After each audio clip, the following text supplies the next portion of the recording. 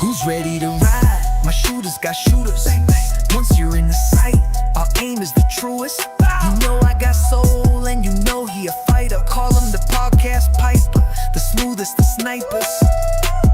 Red Dead Panda from the shadows, with a point of precision. The glue of the crew, an assassin with missions. And Nero the line, front line in the block. The shotgun of the truth, the podcast rock. Aim down sight, we don't miss. Aim down sight, we don't miss. Tune in on your Saturday night. You can't miss, you won't miss. If you aim down sight. Aim down sight. Oh, aim down sight, yeah. Go. Aim down sight, we don't miss. Aim down sight, we don't miss. Tune in on your Saturday night.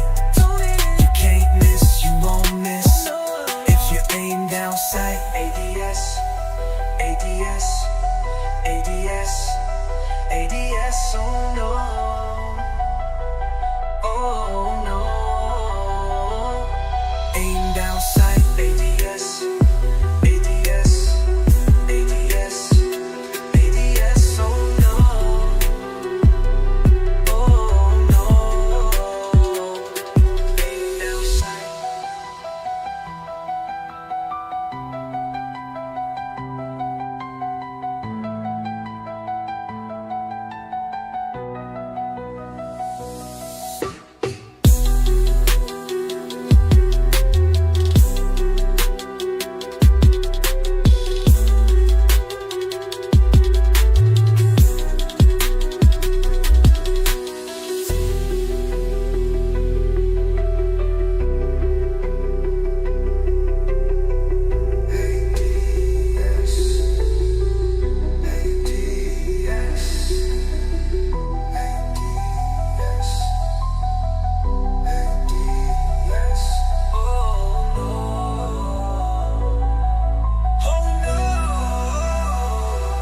Aim down sight, we don't miss.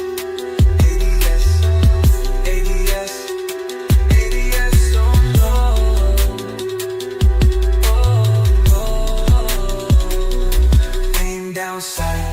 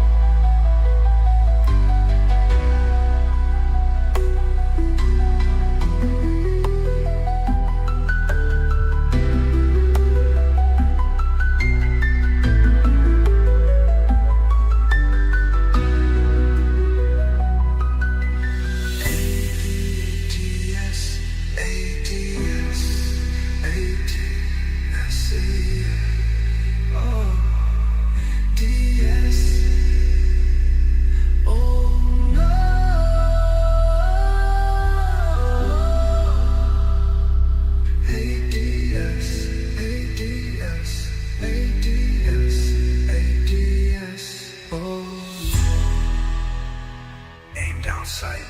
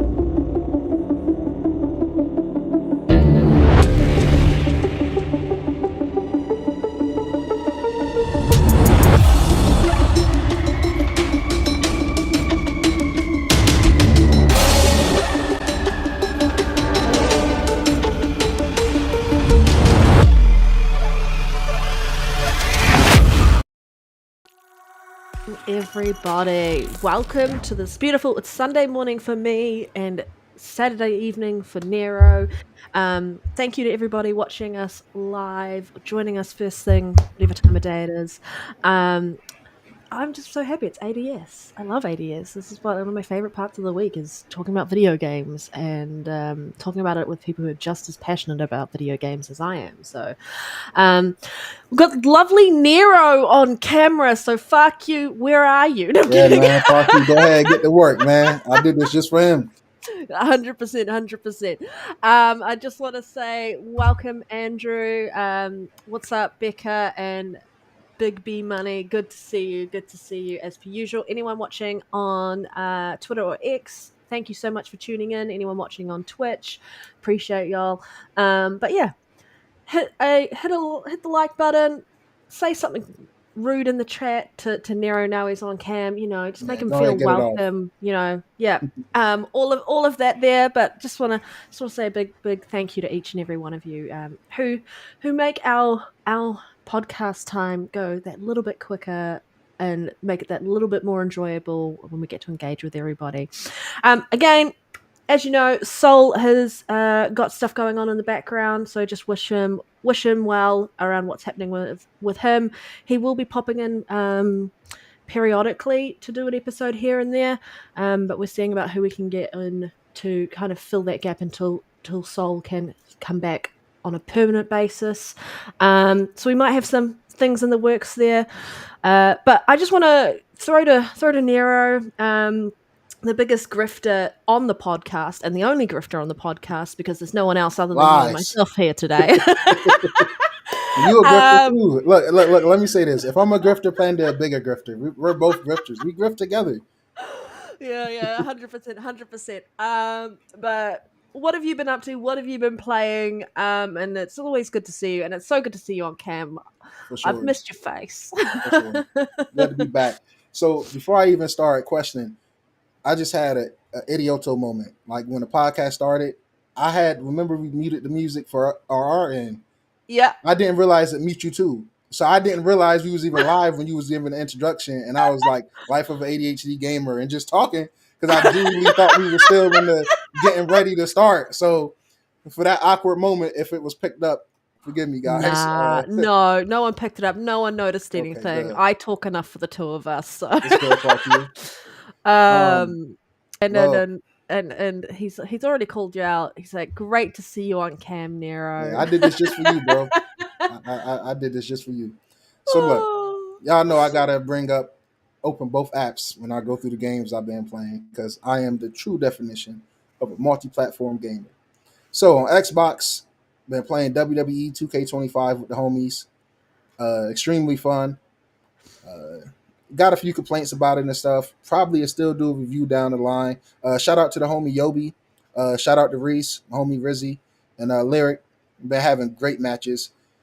Crime Scene Cleaner and Game Pass. I'm not sure if anybody checked it out, but I wanted to put that on people radar.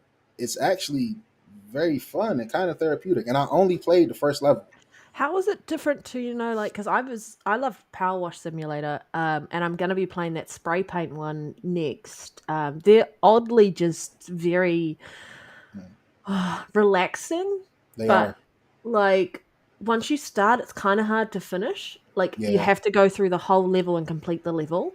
hmm Yeah, it's very satisfying. Yeah. So for me, the biggest difference is this kind of got like a story with it. You know, Power Wash and stuff is kind of like you just doing your job. This kind of got like a story with it. It kind of got like some mafia, murderous undertones.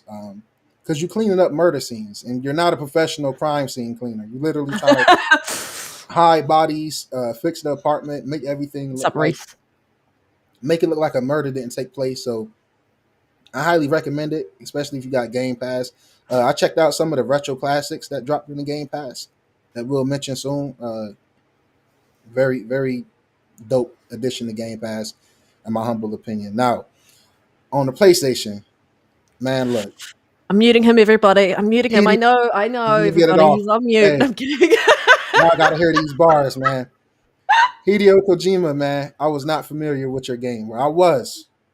So Death game are we Stranding. talking about? Oh, Death Stranding. Death Stranding, so freaking good. It's a reason why last year when it came to Xbox, I did a giveaway. I think I gave away like 4 or 5 copies because it was like $20. Yo, Quick question: mhm. did you play the later version that they released where there was a lot more combat in there, based compared to the original version that they released, like his director's cut or something? Oh, Which I didn't version did even you know. play? I didn't know they added more Yeah, combat and stuff in there. they did like a sort of like additional. I don't know if it was DLC or something. They added more into the Mhm. original Death Stranding game. Yeah. Well, I know exactly where I was at because I bought this day one on my PlayStation 4 Pro back in the day, and I got about halfway through chapter 3. Chapter 3 is by far the longest chapter according to everyone online who has played it. Um, but my save file for some reason would not port over to the PS5. Like for Just Ghost of start again. Tsushima, yeah, Days Gone and Ghost of Tsushima did it instantly. I didn't have to do anything. I loaded up, the save was there. This right here, I even downloaded the PS4 version, loaded the save, and tried to upload that. It just didn't work, so I had to start over. I think I'm on chapter 5 right now, and I hit that moment where I'm like, yo, this might end up going down as one of my all-time favorites. And I'm kind of at the point where it's like, if I finish this game before Death Stranding 2 come out, I'm probably gonna buy that shit day one or Mm. pre-order it because this is just a different, unique experience. If you see it on sale on Xbox or PlayStation, I highly recommend it, or PC, wherever you game at. Splitgate 2, open beta. I played that a bit. Service has been absolutely ass, but it's a beta, so that's kind of to be expected. Spider-Man Remastered, Spider-Man 1. The more I play this game, the more I'm just let down with Spider-Man 2. I don't know how you take a step back in almost every direction, whether it's side missions, the main story, even the writing. The writing in the first Spider-Man is just god tier compared to some of the shit we get in Spider-Man 2. But I'm gonna revisit that opinion because I only got I already got the platinum for Spider-Man Remastered, Yeah. but it's a separate list of trophies as well. So you got to do a new game plus on ultimate difficulty. So that's what I'm doing now. After that, I'll have every trophy for that. Helldivers 2, man. If you got Helldivers 2, get your ass out there. We need you. God damn it, Panda. I'm gonna bully you into playing that shit. You, I mean, fair I should be, but like, I really, really can't tear myself away from Clear Obscure 33 at the Yeah, moment. yeah, I We were talking about understand. before the That's show. I masterpiece. have 2 things left to do in the game around, like, I've got Simon to defeat, who's the hardest boss in the game. And then I've just got to complete the Endless Tower. I've got like 6 more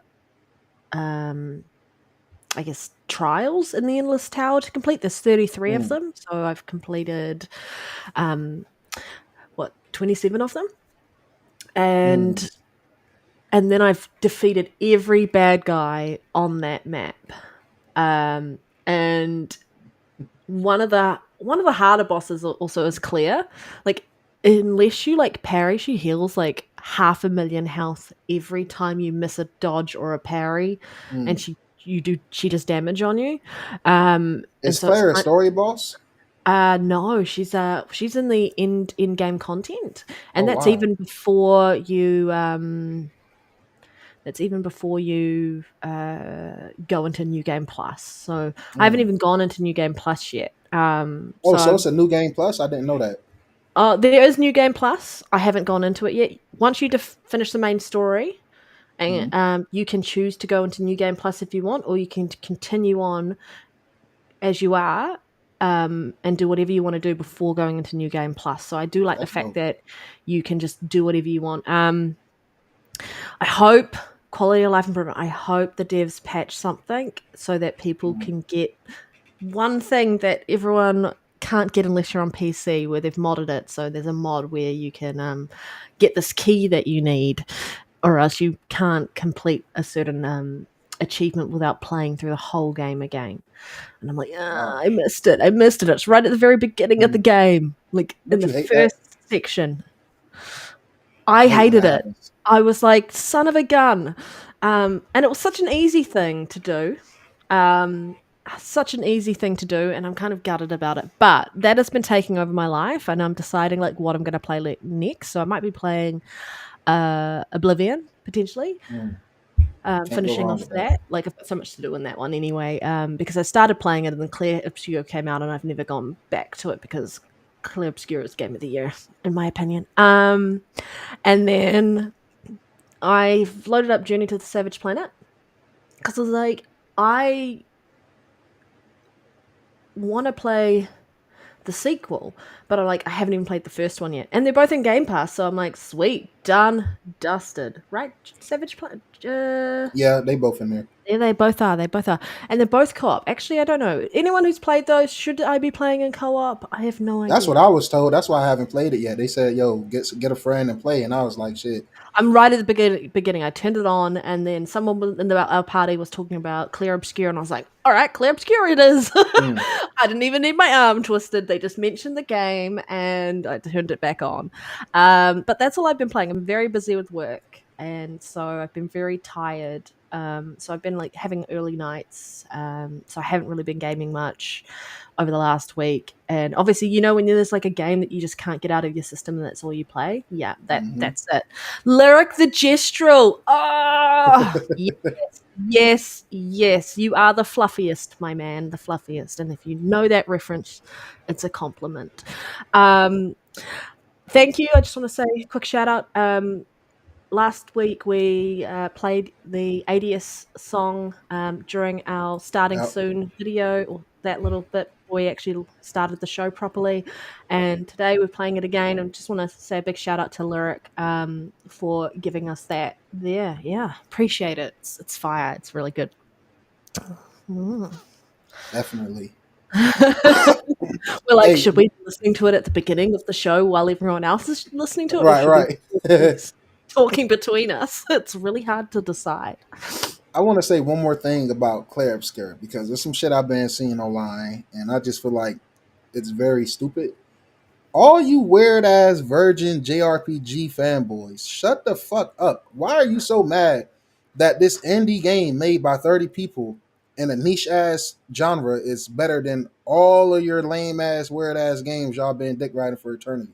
I hate to be that guy. Y'all know I've been talking shit about JRPGs, but I've been playing them, so I feel like I can talk about them. I've been playing what is it, Sea of Stars, even though they gatekeep shit so weird. So if I say I'm playing Sea of Stars or Persona, they're like, oh, that's not a good one to play. You should be playing this. You should be playing. Shut the fuck up, bro.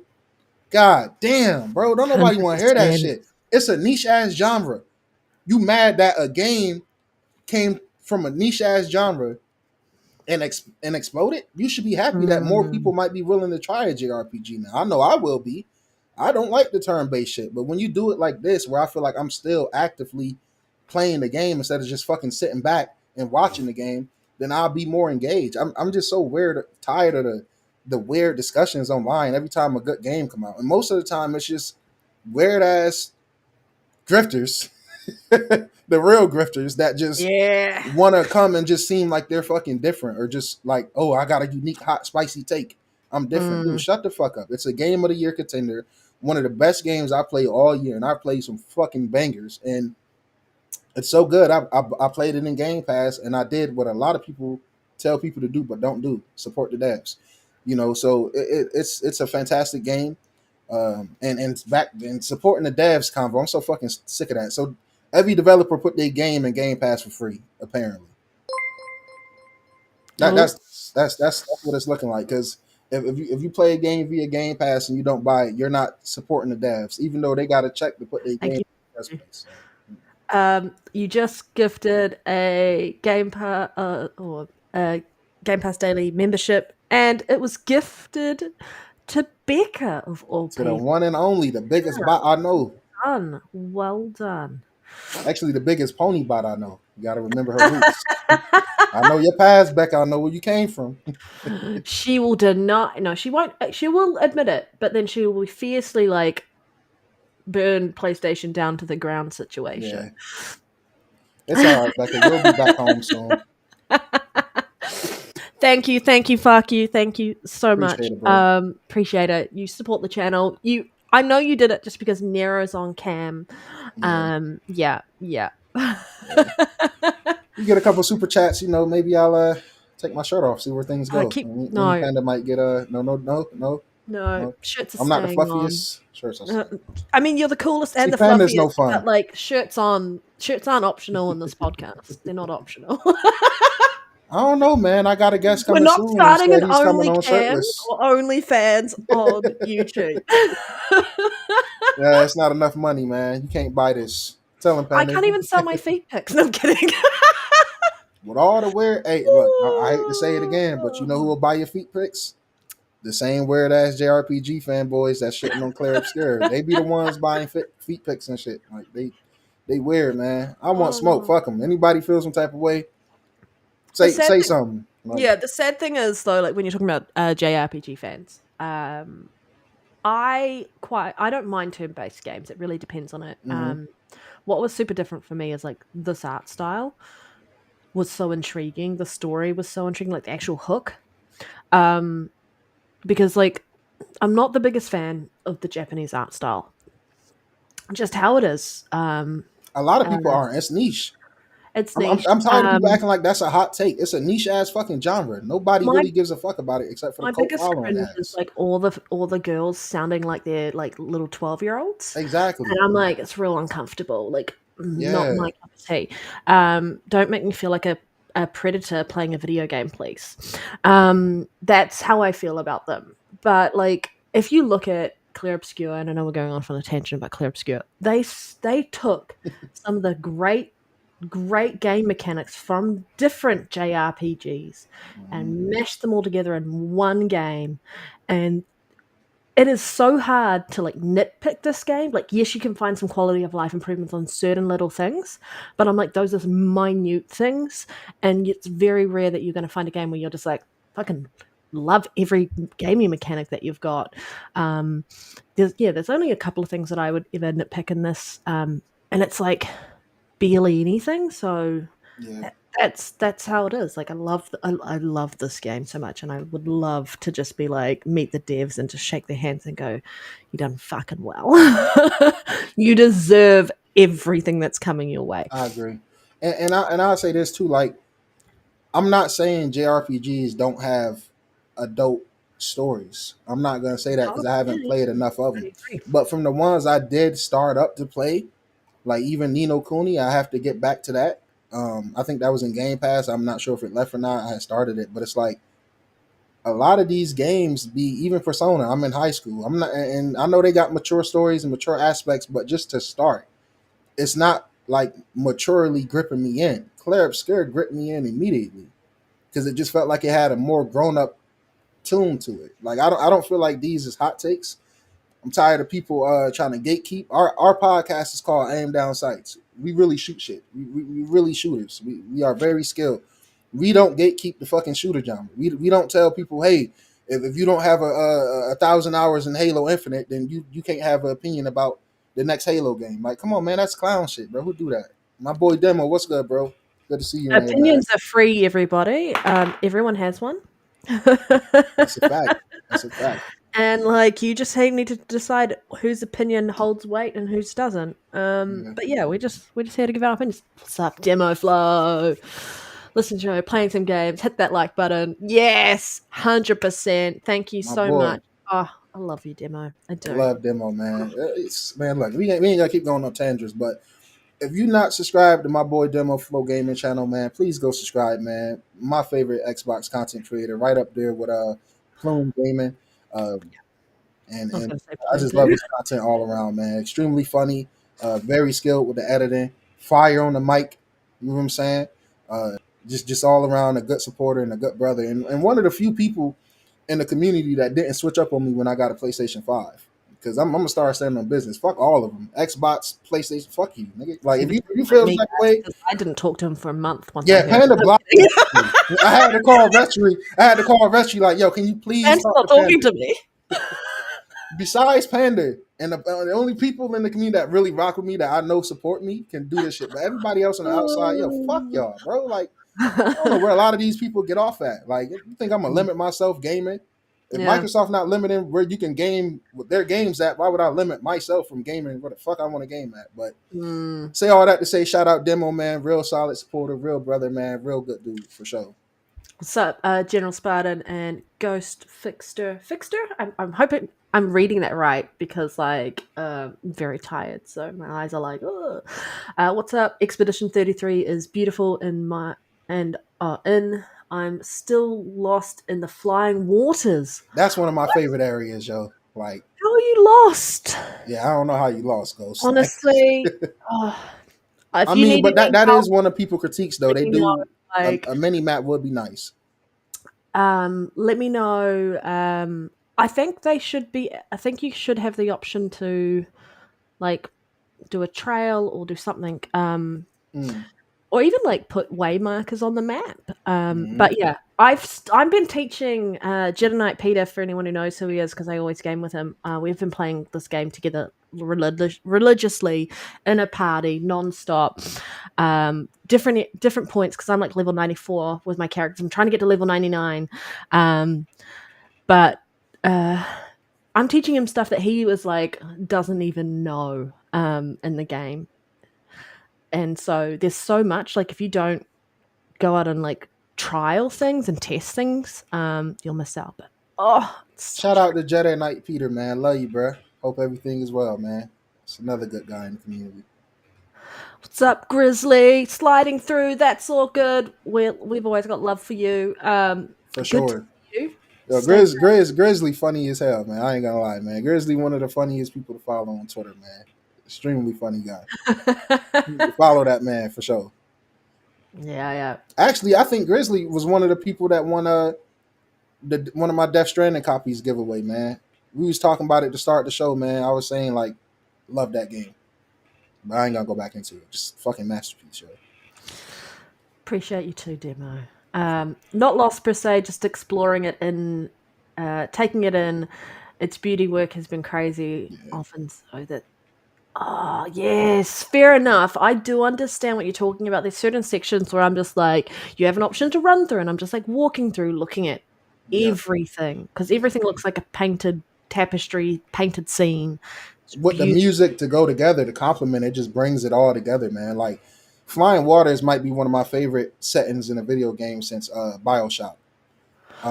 It's that underwater, that atmospheric tone. I just love it.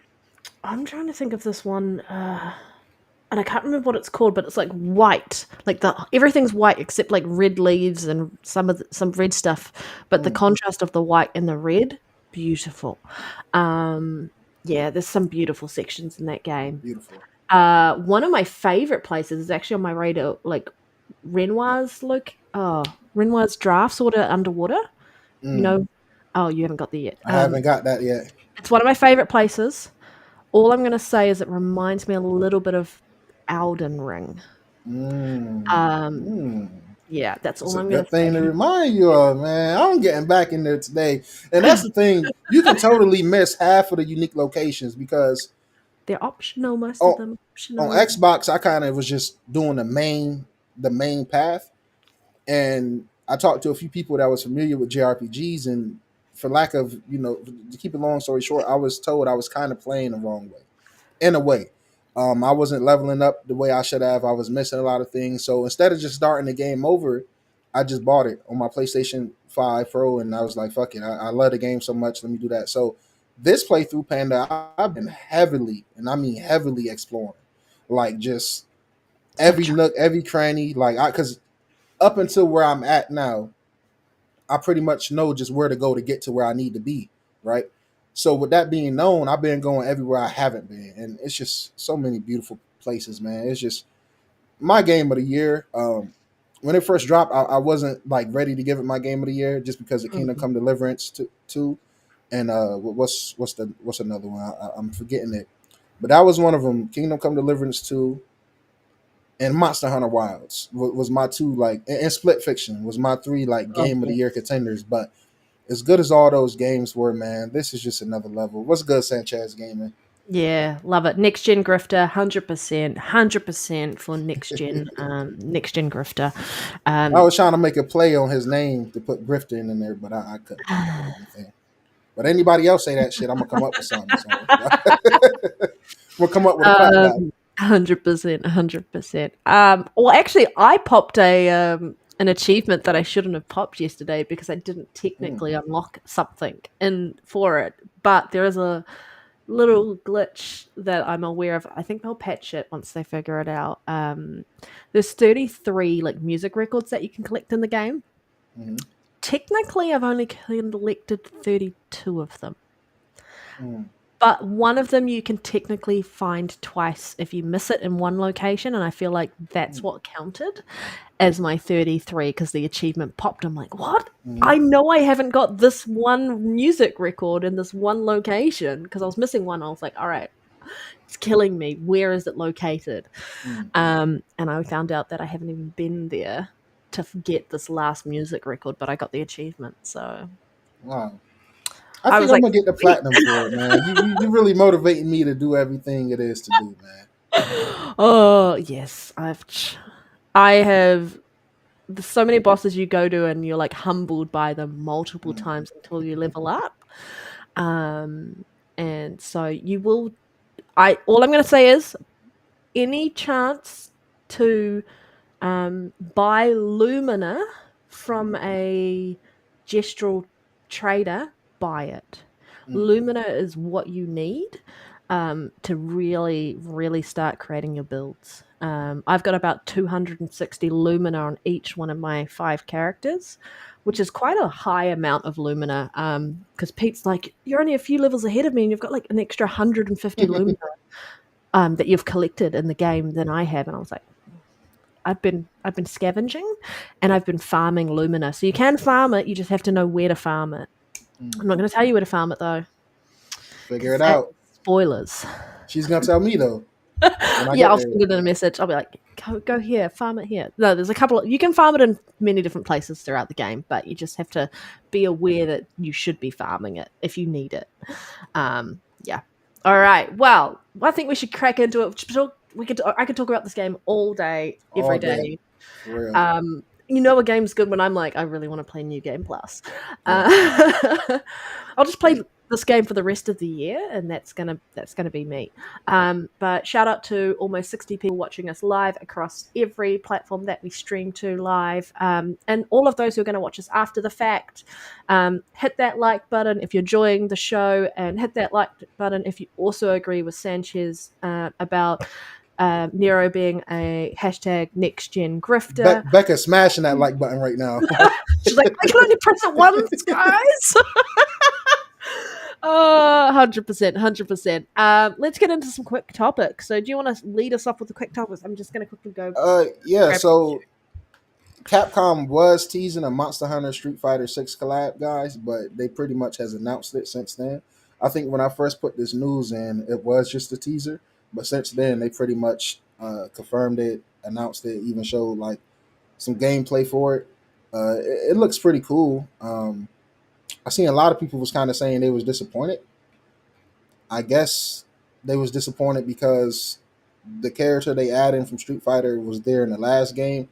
And if that's true, then yeah, that's kind of lazy. Street Fighter got a lot of cool characters you could have did some unique shit with. But so that's there for those who care, man. Monster Hunter is still thriving. Street Fighter 6 is still thriving, unlike MK1. Take that, Reese. Yeah, man. Just a good game. 100%. Hit that Nice like to see that collab.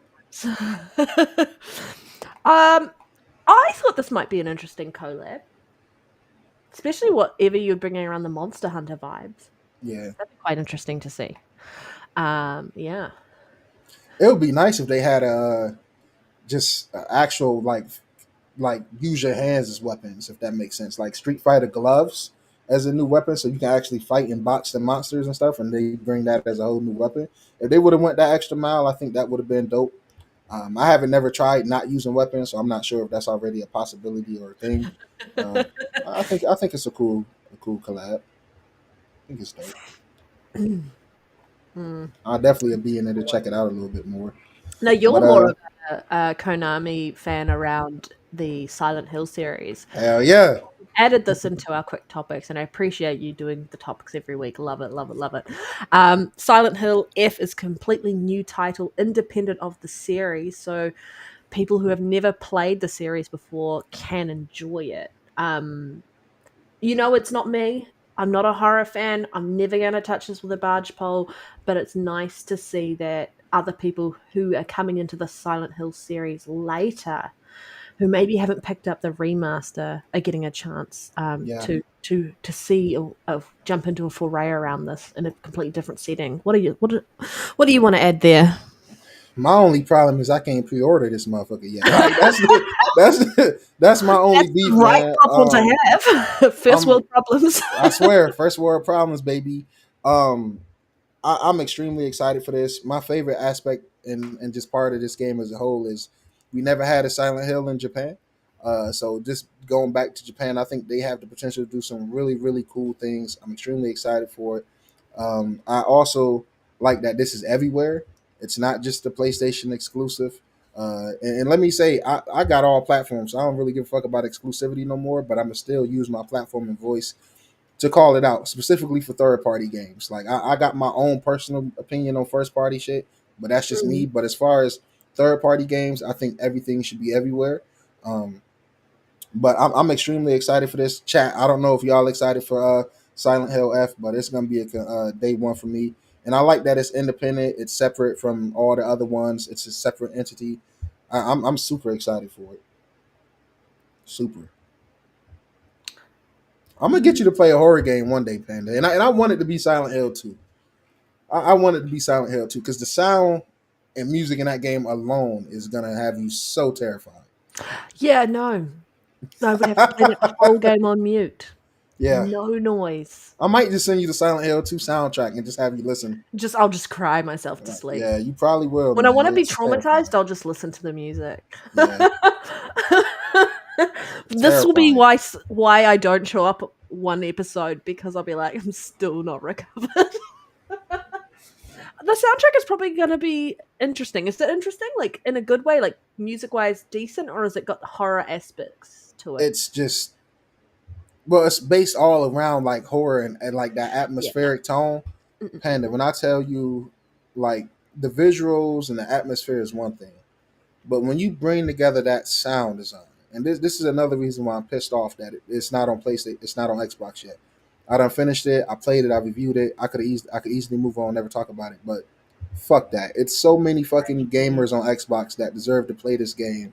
And I hope it comes this sometime this year, maybe even at the Xbox showcase. Maybe they'll announce a date for it. I'm hoping because the sound in this game alone is so eerie and just terrifying, yo. Like Panda, I legit had to force myself to put the game down and go play something else, like an Astrobot. Thank God I was playing Astrobot around that time. I need something light and fluffy. I needed something light and fluffy. I needed SK to be sitting right Yeah, I back was there. just And gonna say, you need protect SK. me, man. It's terrifying, man. I can't downplay that shit. I can't, yo. So extremely. Yo, they got a good chat going. They got a good convo going on in the chat. Yeah, Tekken, Mortal Kombat, Street Fighter 6. Yeah, I was having a look at Try it. hard is fighting. He's fighting the good fight. He is speaking of facts. Street Fighter 6 is keeping most people happy. Mortal Kombat 1. Now, I'm talking shit like just joking and playing around with Reese, but I'm not sure if I put this in the topic. I don't think it is, so we might as well add it real quick. They pretty much confirmed that Mortal Kombat 1 won't be getting no more DLC or expansions. And to be honest, I'm kind of disappointed in that only because I feel like the third and final one that would have been really dope is if you just made all of the cameos main roster fighters. Like if I could play with Frost, if I could play with Kano, those like just those two characters alone, I think would have been like extremely dope. But I think Mortal Kombat 1, because fighter games, we tend to do this, right? And that's not even fighter games, it's every genre. I'm gonna put it all out there. We are all bitches, period. Because we bitch and complain about games that's here, and then when they gone or the next one come that's worse, you look back and say, "Oh wow, Mortal Kombat 1 was so fucking good. It was so It was so nobody appreciated it." Says the same motherfuckers who didn't appreciate it. So, despite me joking and trolling, I want to give MK1 their flowers. Shout out to Demo. I know he loved MK1. And hot take, can't no pony beat Demo. Period. Let all this console war and shit. Fuck that. Let's game war. Ain't nobody beating Demo. Demo be putting belt their ass out there. I be seeing his clips on Twitter. I'm like, yo, I don't think I can hang with him. But Mortal Kombat 1, man, no more support for it. They got all focused on the next game, which me, Reese, and Yobi talked about in the Discord. So the next game is going to be Injustice 3. Mm. So from that perspective, I hope they just fix the complaints and critiques people had with MK1, and it'll be dope to see where they go with the next game. But I personally liked it, the game. I did feel like the Chaos Reign DLC was a letdown. They could have did that way better. But the Virtua Fighter game is looking really good too, Grizzly. So it's a lot of competition out there, man. Like Tekken is a really, really good fucking game. Street Fighter 6 is a really, really good game. Mortal The person Kombat who is just button mashes and only has one move because I find it very hard to memorize the amount and get used to the amount of button presses in order to execute a move or a move set or a combination of moves. It's just something that I just have never really it's got not for there. everybody. No, it's not for everybody. I mean, if you have one character and you spend that time learning that one character, it's fine. But yeah, it's not really for me. But I do love the fact that there's so much skill, and I love watching people play it because I'm like, I will never be that good at this game. So I appreciate the people who have got the skill, have put the time and energy in to master a genre that I know I will basically destroy or mutilate whatever the genre is trying to do in that respect. So much respect for those people who can play those fighting games. I will say I feel like Tekken 8 might be the easiest to pick up because it didn't take me long to like really get the grips of Tekken. And I'm nowhere near a pro Tekken fighter. I'm not a pro fighter in none of these games, but I'm also not a pussy. Like I would not duck no smoke. I'm down to fight. I'm down to lose. I'm down to laugh, and I'm down to learn. Like that's what gaming should be about, man. People be so worried about losing, like they got some fucking reputation they got to uphold. Like, bro, we're gamers first and foremost. Like if we lose in something, you lose. But all of those games is really dope. But you got a good point, Panda. They're not for everybody. If I had to rank them, I ain't gonna do that. I can't, man. They all good fighters, man. I can't. They all good fighters. We ain't got time for you to rank them, Nero. We don't got time. More quick topics to get through. Right. and I was, because it's only 3 games. I was gonna put them in an order, but I'm like, I can't, man. Like I love them all equally so far. I can order Clear Obscure. No, I'm kidding. Yo, don't get us started back on that, man. Yeah, man. No, I'm like, do I have to do the podcast? Like, fuck, I just want to play this game. So, next piece of quick news was something I was excited to see, and you know, so Stalker: Legends of the Zone trilogy is now enhanced, available on PC, PS5, and the Series X. All 3 of the games with enhanced graphics, next-gen console optimizations, and broader modern support. Now, I'm going to jump on this quick because it has been received with mixed reviews, specifically on PC. I see a lot of people just complaining. I'm not quite sure what they did. I don't know how you enhance and upgrade a game but go backwards. I personally seen a couple comparisons, and it just came to PS Plus. So shout out to that. I don't got to buy the games. But if you already own the games, they are free upgrades. I thought it looked pretty good. You know, they added some lightings in there, some cool looking screen space reflections to bring the bodies of water alive. And they added a 120 FPS mode. Yeah, more modern support. I definitely plan on playing them and checking them out. Because I do want to beat those 3 before I go to Stalker 2. When you talk about 120 FPS, it just makes my heart sing. I love 100. And all I want to do when people talk about that, though, is go play Halo Infinite. Yeah, for sure. Fuck. For sure. I love that game. Oh, such a good game, man. I'll just be slapping people. No teabagging in my world. I just slap people. And I'm gonna teabag you after she do that because I'm talking. I'm dropping Spartan nuts all on your face. Oh, love it. Do you plan to check out any of those Stalker? at some point? Yeah. I do want to check those things out. You see, it's like my game. I'm gonna be horrible and kind of reference a a word that kind of correlates to a horrible health condition when we're talking about things that metastasize or spread uncontrollably throughout the body, the big C. But that is what my backlog is becoming. It's like just spreading, going everywhere. I can't nail it down and like get it under control. It's just it's insane. And I just keep looking at the amount of games coming up and I'm like, my backlog has a backlog that has a backlog that has a backlog that has cousins who have a backlog. And it just keep getting crazier too, man. Yeah, it's insane. I was like, I need to be awake 24 hours a day, 365 days a week in order to put a dent in my backlog. It's crazy. And Just you on know, my list. Panda, I play and knock out a lot of fucking games, and I never feel like I'm making progress. I never feel like I'm making progress. Like, that's why I don't understand people be like, oh, this is one of the worst generations of console generations of gaming. I'm like, for who?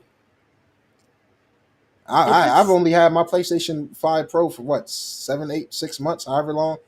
Ain't the worst generation for them. I had my Xbox all generation. Ain't the worst generation for them. I can't speak for Well, Switch. to be fair, the PlayStation's generation is now improving because of all the Yeah. Xbox games they're getting. Yeah, it is improving, yeah, for sure. Yeah, and you get a chance to kind of look at what Xbox delivered on theirs and see what the possibility was around the extra horsepower in relation to the higher GPU power on the Pro. So, kudos to you. What else have we got? Stellar Blade sequel in the works at Shifter. Great game. I think I'm glad to hear it's getting a sequel. I still am super annoyed that when they announced this game originally, they announced it to be coming to Xbox and then gone, not happening. Hopefully that means that eventually Stellar Blade is going to come to Xbox. It's still got to come to PC, right? Like, it hasn't released on PC yet. No, it has. It hasn't, but it leaked that it's coming. It's leaked that it's coming. It got announced. And then I know they were having region locking issues apparently with it for people who in regions who weren't regions where PSN wasn't available, they couldn't buy it. Now there's no PSN lock apparently, but it means that it's just not available in regions where PSN is not available. That's weird. It's weird. So they're working it out in the background, I guess, before the game officially properly goes live. So I hope and for those devs, their first game hitting 1 million sales, delivering on Stellar Blade. It's not my cup of tea. I don't really want to play that art style for me, and by that art style, her. It's just not my cup of tea. I get it. There's 100% plenty of people who do want to play it. It's not for me, but it looks like a fun game, and I'm not going to take away from that or destroy anyone else's enjoyment. And I think they deserve a sequel because they delivered, and I really want to see what else they can do when they take what the original game was and evolve it into what a sequel could be. So I'm really looking forward to seeing what they potentially deliver on that. Yeah. Anything I will say, if you have a PC, man, buy it, check it out on sale, or buy it full price, however you want to do it. It caught me off guard because when I played it, I was like, it's just gonna be a game. Those cheeks got you off guard. Yeah. Them cheeks. I thought. I'm gonna be honest. 4D cheeks. I thought that's all that the game was gonna be. Like, okay, she's super attractive. She got beautiful body. Is this all that's going to be to the game? But I was intrigued by the world, the story, the lore, the codex, the music. Man, yo, I swear, yo, music be doing it for me, man. Like when you got good music, more roughness. What's good, man? Hey, you don't need to apologize. Late. You're just on time, You're never brother. late. You're always here. We love you. Yeah, it's a fantastic game, man. The combat was really good. They got difficulty options, so if you're struggling too much, I thought the normal was perfect, but you can drop Nero it or struggles up it all the time, so he just puts it on story mode. Man, man. I'm gonna be honest. That's how much of a grifter is. He talks about playing games on hard mode, and he's just playing on story. It's easy. When I see a game don't got a difficulty achievement, I drop to my knees like Lil Durk when the feds came, and just be excited and just happy, man. Speaking of, Liza P is getting difficulty settings soon. So I know. Interesting. A lot of people was upset about that, but I don't think you should be. I think it only helps the game by broadening its reach. Yeah. You know. Yeah, I mean, some games, regardless of difficulty settings, like are punishing because Yeah. you are hitting certain bosses or whatever too early, and so they Hmm. want you to go out and they want you to like level up and stuff. So I feel like some games feel like Souls games anyway, around how difficult they are. Hmm. But I like the fact that Liza P is adding a difficulty setting for those who really want to play that game. Um, and this Liza whole Minnelli. gatekeeping, like you're not like I get it for those who are purists and want to play a Souls game without a difficulty setting, Yeah. cool. But that you're a minority. The majority of people, the casuals out here who all they do is play Fortnite, probably aren't going to be ready to go to town on a Souls game. So they might need to have it slightly easier, and then maybe on their second playthrough they up the difficulty again, and then they up the difficulty again because now they know the move sets and everything like that. So who I mean, knows? hot take. Liza P. Just story and world, like the story aspect of it, seems more intriguing than Dark Souls or Elden Ring. And I played the hell out of Elden Ring, but Liza P story is one of them stories where you might actually want to play the game for the story. Mm, I don't think nobody is playing Dark Souls and Elden Ring for the story. Not saying they don't got good story or good storytelling throughout the world, but Liza P kind of different in my eyes, man. So yeah, well, let me bring it back to Clear Obscure. There is a difficulty option on that, and if you really want story, you can drop it down because that game is fucking punishing if you go into areas you're unprepared for. yeah. You will get your ass handed to you, and you will be humbled like a motherfucker. I have been Definitely. humbled so many times. Yeah. Mm. Great games, man. Now this one, it's gonna be really funny to watch a lot of people eat crow.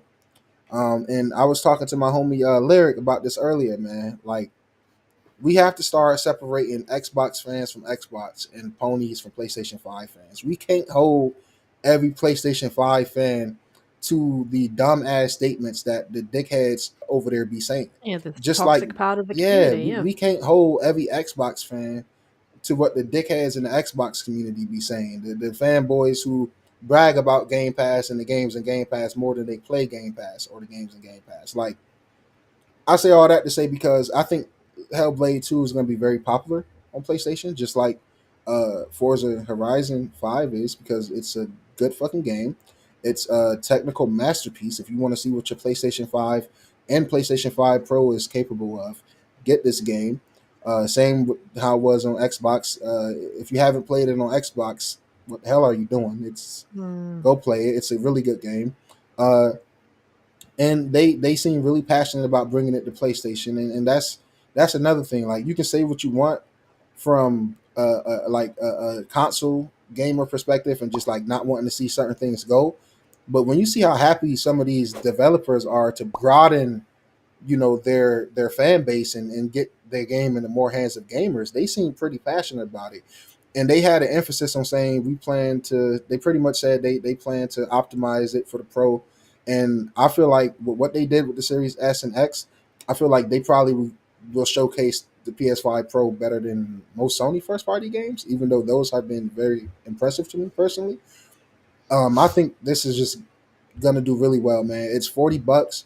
I got the full completion on Xbox. I love platinums. I'll probably grab it again because I didn't have to buy it on Xbox. Like, my thing is, I love Xbox games so much, dude, and I haven't had to buy them all gen unless I choose to. Like, Yeah. shout out to Game Pass. So, if I do go, to PC or get a Switch or something like that, if I see one of my favorite Xbox games on sale, Mm. sign me up. That's that. 100%. Sign me up.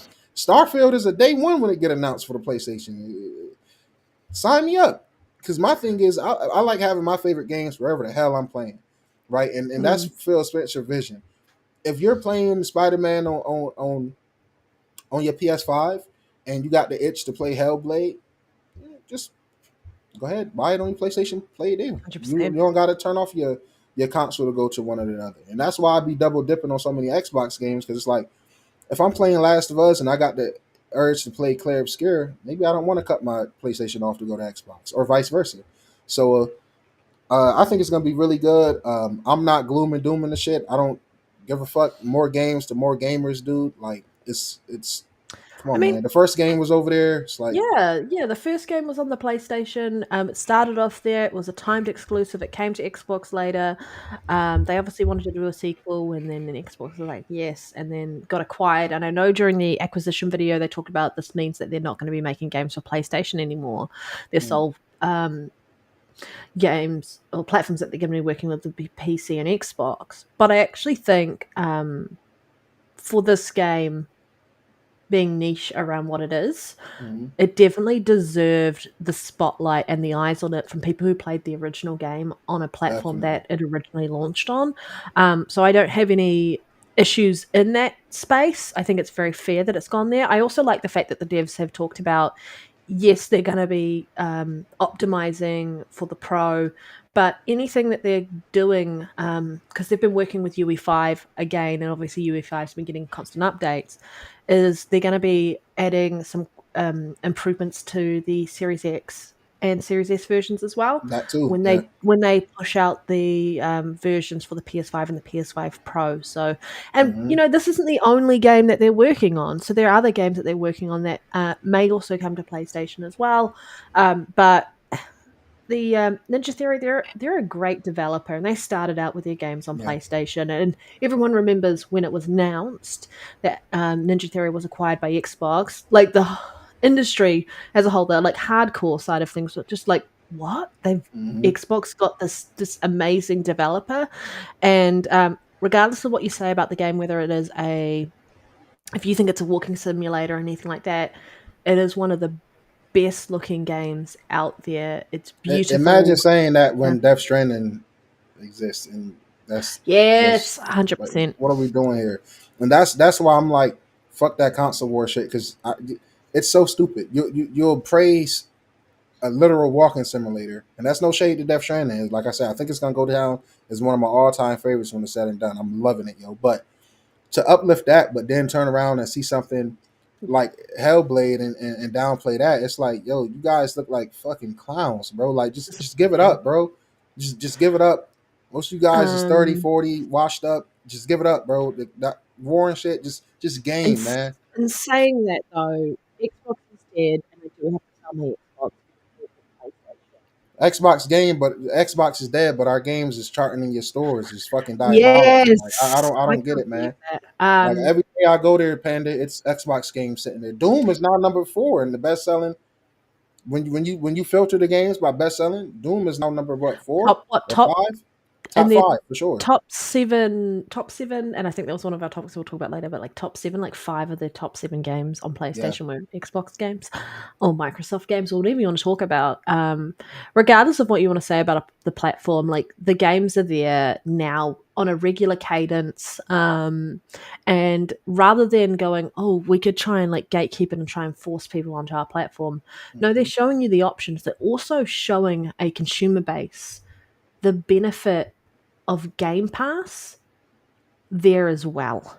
yeah, Absolutely the benefit. Do you want to pay for all these games, or would you be okay with a subscription? You don't have to buy a console. If you've already got a PC, if you've got a mobile phone, if you've got a smart TV, you could still play these games through a subscription, and you don't have to pick up the hardware if you're that way inclined and you're so anti Xbox hardware. So there's always options for everybody. But I think Hellblade 2 deserves more eyes on it, more recognition. 100%. It's such a good game. It's brutal. It's absolutely brutal. Like you feel like you're just surviving.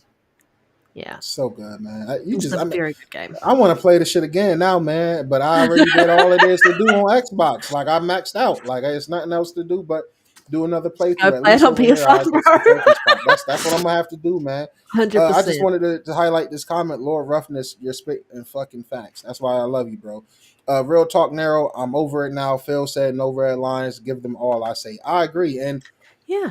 I'm at the point where it's like, yo, fuck a time exclusive. Like at that point, you only hurting the fucking devs. Put shit over there day and date. Let them buy it full price. Real gamers is gonna buy games that they want regardless. So if you want Forza Horizon 3, you're gonna spend a 70 or $80 for it. Period. Or you're gonna go be smart and invest in the game in Xbox and Game Pass. It's not like you gotta have one or the other. If you can save up and afford to get both, well, now it's tough with these prices. But prior to these price increases, They're trying to hit No.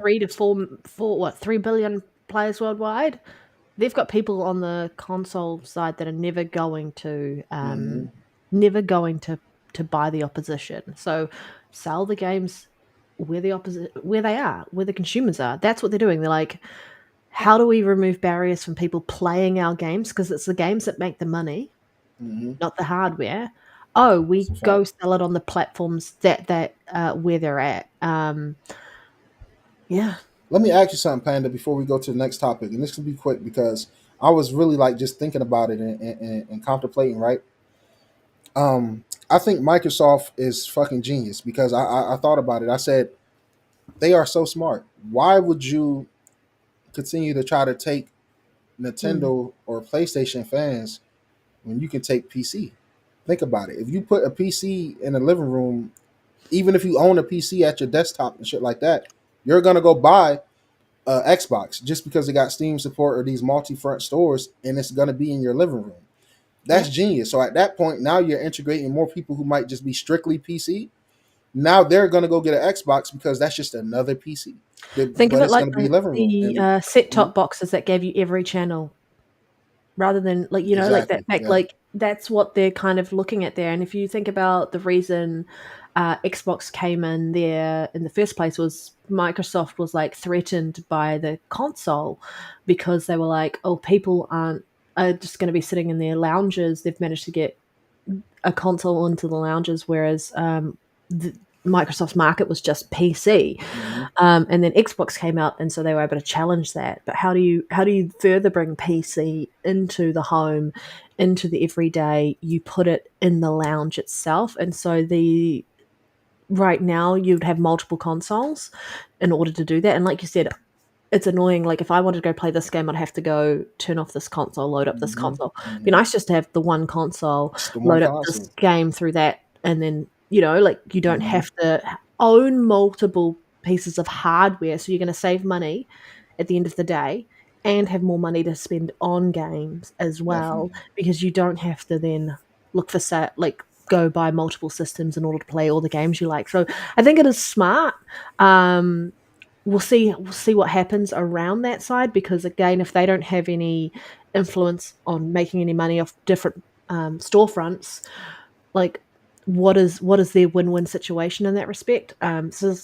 But we don't even know all Yeah, of we the. don't know nothing yet. We still just It's a lot of guessing and going speculation. off of rumors. Yeah, it's a lot of It's smoke, so much but speculation. a lot of We times have wherever no. it's smoke, it's fire. That old saying is like very true.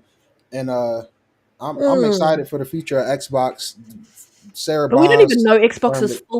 full plan yet. We Yeah, haven't we even don't. seen All, it. all we know is the next gen console is coming. Sarah Bonds confirmed it. She said one of the biggest jumps in power ever, and I'm excited to see. I wonder what the price would be, but I mean, it is what it is. Yeah. I mean, you want a new car in life, you want a new monitor, you want a new living room TV, OLED. You got to work, you got to save, and you got to manage, man. That's not excusing it, but it's just this is a great hobby, man, and this hobby Expensive. prices hasn't really jumped in a long time. And I'm not one of them guys defending this shit. Trust me, I If hate we're this shit. But looking if we're looking at what the price is for next gen, mhm, and you have a choice between buying multiple systems at however much they end up being versus buying one system and then being able to access all the games from those multiple systems, you're probably going to go with the I'm going to buy one mhm, and then I'm going to play the games I want rather than I'm going to buy multiple because financially speaking, if we're looking at what next gen looks like, it's going to be expensive. definitely. Yeah. And the last thing I'll add to that is like, if you know the history of Xbox and Microsoft and Sony, then you would know that Xbox was made because they looked at that Sony like what they PS console that was a computer in a living room. That's what made them go make an Xbox. They didn't want Sony having a fucking computer in a living room. You see So that so this much has more than been I this has been Microsoft's whole goal since day one to have a goddamn computer in your living room. This is them finally being able to live and turn that into reality. And 100%. I agree, try hard, $800+ consoles are the future. But the only thing I say to that is depending on what the power is, day one of these next gen consoles, that 800 might be a bargain compared to what you can build PC wise. Like I'm one of them guys that think the $700 for the Pro was a bargain. Yeah. So I mean, that's just me. Like, granted, with the You're entitled non-disc to your drive and shit opinion. like that, that's Yeah. the no disc drive. That's bullshit. The stand, that's bullshit. But for me, I don't like. I'm gonna stop saying I don't care about digital, because I mean physical. I was forced to stop caring about physical when my disc drive stopped working. So I may eventually buy the little disc drive, slap it on, and try to catch games on sale, GameStop physical here and there. But yeah, man, everything is getting more expensive, man. I didn't complain about spending 1,000 plus on a fucking iPhone 16 Pro Max. I'm You not gonna buy it complain now about it. before you can't afford an iPhone in the Yeah, future. yeah, oh yeah. That's the reason I did this, man. Trump just mentioned something about putting tariffs on Apple. I'm like, yo, this orange son of a bitch can't like just sit down somewhere, like. But We're gonna keep that out of the show. yeah, we gonna, yeah, Um, we're gonna keep that out of the show, but it for is sure, everything's going up. Okay. everything. Elder Scrolls 4, so Oblivion Remastered, was the best-selling game in the United States for April, second month in a row. Um, and Forza Horizon took second spot, and MLB 25 was in third place. So like Yep. 2 out of the 3 games that took top spot in the US, and that's just the US, were Microsoft own games, Bethesda, and Playground Games, essentially. Well, that's their IP anyway. Fantastic. I'm not surprised. People are like, who does a remaster? Nobody buys remasters. If a remaster is warranted, they buy them. Not a game that's been remastered like 6 times. Facts. PS5 is technically worth it. Can't make a PC equivalent at the same price. Well, not with secondhand pieces parts. You probably can, but technically, if you look at the technical specs around the GPU, maybe. Price wise, yeah. Technically, yes, it is. It is beautiful around its GPU. Yeah, I'm not going to get into it though because I'll talk about that way too much. Doom: The Dark Ages reached 3 million players. It's the fastest amount, 7 times faster to 3 million players than Doom Eternal. It's the biggest launch in its history, which is fantastic news. I'm super impressed by those because I know there's a lot of controversy over whether or not this is a good game, because there's some people who are Doom Eternal elitists around, like that's their only game that they care about. They've played Doom: The Dark Ages and they said it's not the same. And I'm like, it's not the same. They are different games, but yeah. I know you've been loving this game. You've finished it now, Nero. Anything you want to add about that? Uh, which one Doom: The specifically? Dark Ages. Oh, Doom. Doom. Okay, my bad. ADHD has Because gone off. yeah, the HDHD is definitely going off. I know. Because I don't think I added my 2 cents for Oh, the Forza, but I don't got no, nothing to add. My go on and talk about both. my 2 cents for that is fucking well deserved. Like, I'm not shocked that great games are selling great. They should. They're fucking good games. Oblivion is a great game. It's just not a great technical optimized game, and that's why I didn't like mainline it right away. Stutters everywhere, no matter the platform, no matter how fucking strong your PC is, you can't escape it.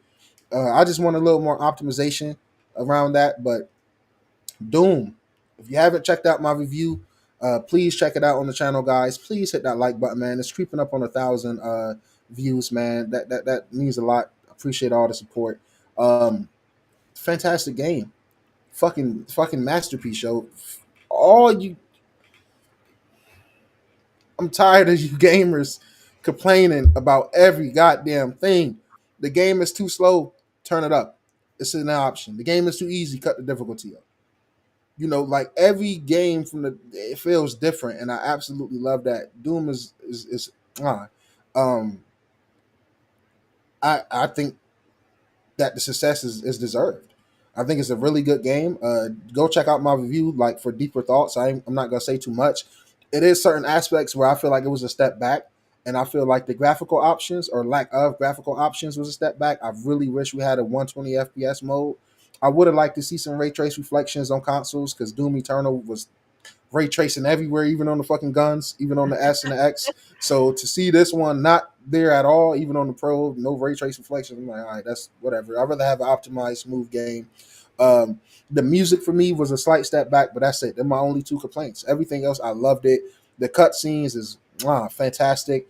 I'll buy this on my Pro when it go on sale. Support them, probably get the plat or something like that. I highly recommend it, man. Those as players, right? So we don't got sale numbers, but I just said earlier the Panda, it's top 4 in the PlayStation most sold games when you rank them by the best selling. So it's selling good on PlayStation. It's selling something. I don't know what the specific numbers are, but it's in the top charts. It's a good game, man. Everybody want to complain and have these edgy takes like, oh, it's not, you motherfuckers complain about Eternal, and to me, that shit still peak. It's hard ranking them, but they it's just the three-headed goat, the three-headed monster. 2016 Eternal and now the Dark Ages is just all good. I love the dragon fights. I love the big mech suits to different the gameplay and style. I just think it's all around a really good game, man. I have no complaints. Congrats to Ed on the success, and I'm so tired of everybody like just laughing at like sales and numbers within the first week and shit, because do you not realize like 80% of gamers buy games over time? You know, like everybody don't spend 70 day one. Like Doom might sell another million copies as soon as they hit $40. You know what I'm saying? And I seen somebody ask if it was 60 FPS. Yes. It's one of the most optimized games to release this whole generation on all consoles across all platforms. It's fantastic. The PS5 is slightly worse than the Series X version, but barely. The PS5 Pro enhancement is damn near really not an enhancement. I think it's a higher resolution, but overall, man, it's just a really, really, really great game, man. I'm proud of the success, man, and I wish it more success. I love Doom. If you can't tell, I can talk about it all day. So let me shut up. Play that game, and go check out my review after the podcast, man. Fuck 100%. IGN. 100%. What was I going to add there? I don't think I was going to add anything major to that. I agree. Like, I really want to go play Doom, but I've got so many other games that I need to go play. Big Mac suits. Did I say Big Mac? I definitely meant to say Mech, man. It might be that It might have just been the way you said it. It sounded like Yeah. Big Mac.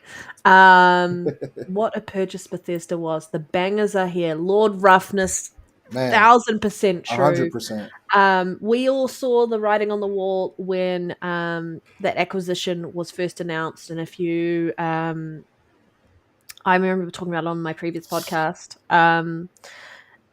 the industry, like the gaming community, everyone was just like, jaw dropped on the ground that Microsoft was making this acquisition. Like, they couldn't believe the ZeniMax acquisition was happening. It's my favorite And then acquisition. it was such an insane one to think about it. And then everyone was like super concerned about what it meant for the games on if they didn't own that platform. And even then the next one, I was so like, after the Bethesda one, which kind of ZeniMax one kind of blew my mind, when they announced the Activision one, I was like, oh, that's massive too. But I was still like hung up on the ZeniMax acquisition because I'm an RPG fan, and they make so many RPGs in that space. So yeah. Right, where are we next? Revenge of the Savage Planet crosses 1 million players. Well done. They've probably actually seen an uptick on Journey to the Savage Planet as a result. But if anyone wants to play co-op with Journey to the Savage Planet with me, because I just starting out, I'm happy. I don't know if I'd have to restart, because if I have to restart, that's fine. I'll restart. I'm right at the beginning. But I like playing games in co-op, so yeah. And then Revenge of the Savage Planet also co-op, so keen, and well done to them. Considering I feel like they were one of the developers that were potentially impacted quite a lot by Stadia. Well, they were like acquired by Stadia, right? I feel like that was one of the developers that were acquired as part of Stadia, and then Then Stadia died a sweet death, and Yeah, they were able to still deliver a follow up to their Journey to the Savage Planet game. Abdel, I haven't said hi to you officially, but welcome. Love to see you in the chat, definitely. and you're welcome anytime. I know the time zone difference is a bit of a shit show, but it's the reality we live in when we're coming to you live from Middle Earth in New Zealand and over in the United States as well. So no matter where you're tuning in from, yeah. Anything you want to add to Revenge of the Savage Planet? Nah, just congratulations and good for them. No, two things actually. I hate to be this guy because they kind of piss me off. So they kind of did this thing on Twitter where they was like, it's not sales, but 1 million players have to. It was kind of like, and shout out to Ray Ray because I see him quoted, and it's like he quoted it like, "Did you guys not get paid for being in Game Pass?" Because they was basically saying like they was happy about the players, but they was kind of trying to downplay because it wasn't sales. And I'm like, that's a weird ass fucking angle to take when you literally got paid to put your fucking game in Game Pass. Like that's some weird ass shit.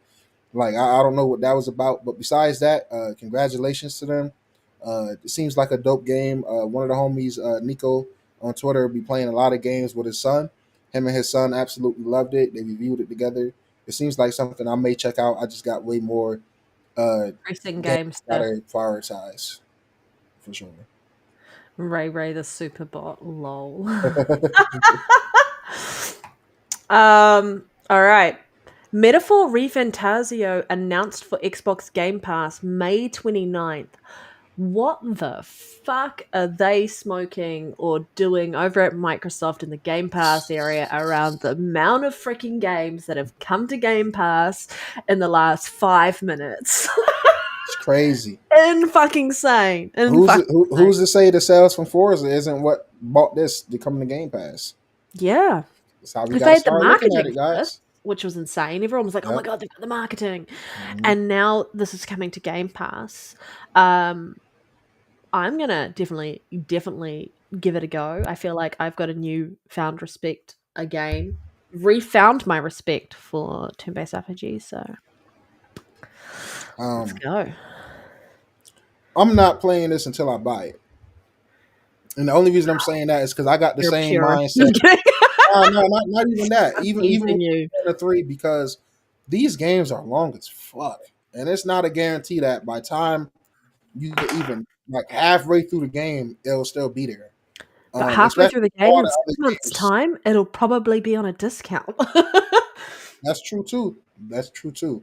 So I'm lying. I probably will check it out, but You'll it's a check long it ass out. game. It's also on a discount through Game Pass anyway. Yeah, that's what I'm saying. If it leaves, I'll probably grab it up. But this is just too many games, man. And this is just like, geez, this news it's like the news just drops. Like they don't even. They It's don't like even it's care so anymore. many They don't games. even need a fucking Yeah. announcement. They don't need any special announcements. You know, the Space Marine we'll talk about later. Like they just killing it, bro. It's like, damn, Microsoft, calm down. All right, like 100%. jeez, 100%. a lot of great games. And we've got the June showcase coming up. So, like, what are they going to show in the June showcase? Becca, JRPGs is niche, man. Like, ain't nothing wrong with them, but they niche. Like, Yeah, JRPGs are a niche. I feel they do have a lot of cult following, and there's some people who grew up playing them, especially on the PlayStation side. That is something that they just generally curated.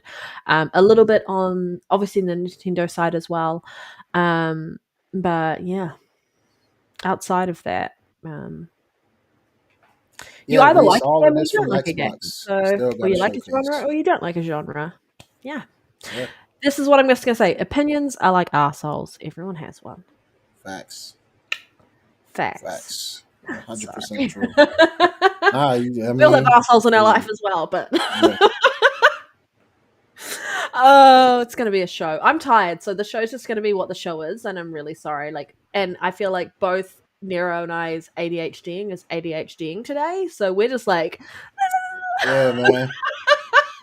That's it. this is why we shouldn't be left alone to do anything. This is why we need souls to keep us in check.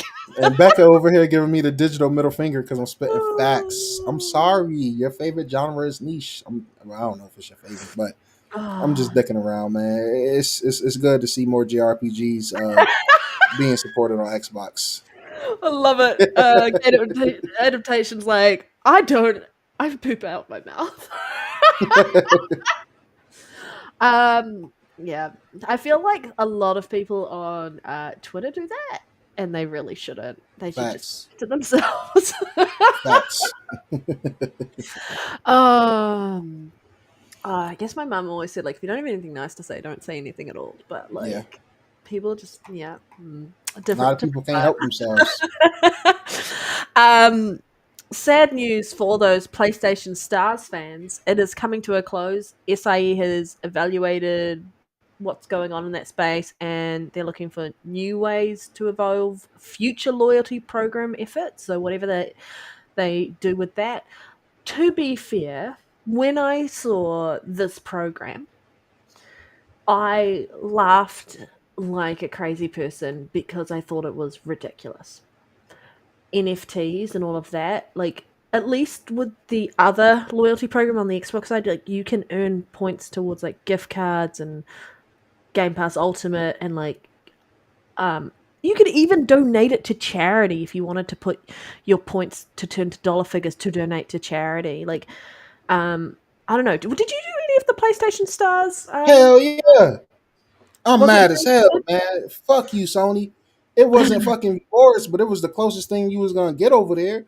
Especially if you buy games and you can redeem. If you buy two $70 games, that's gonna be 1,400 um points. points? It only take What 15. did you use the points for though?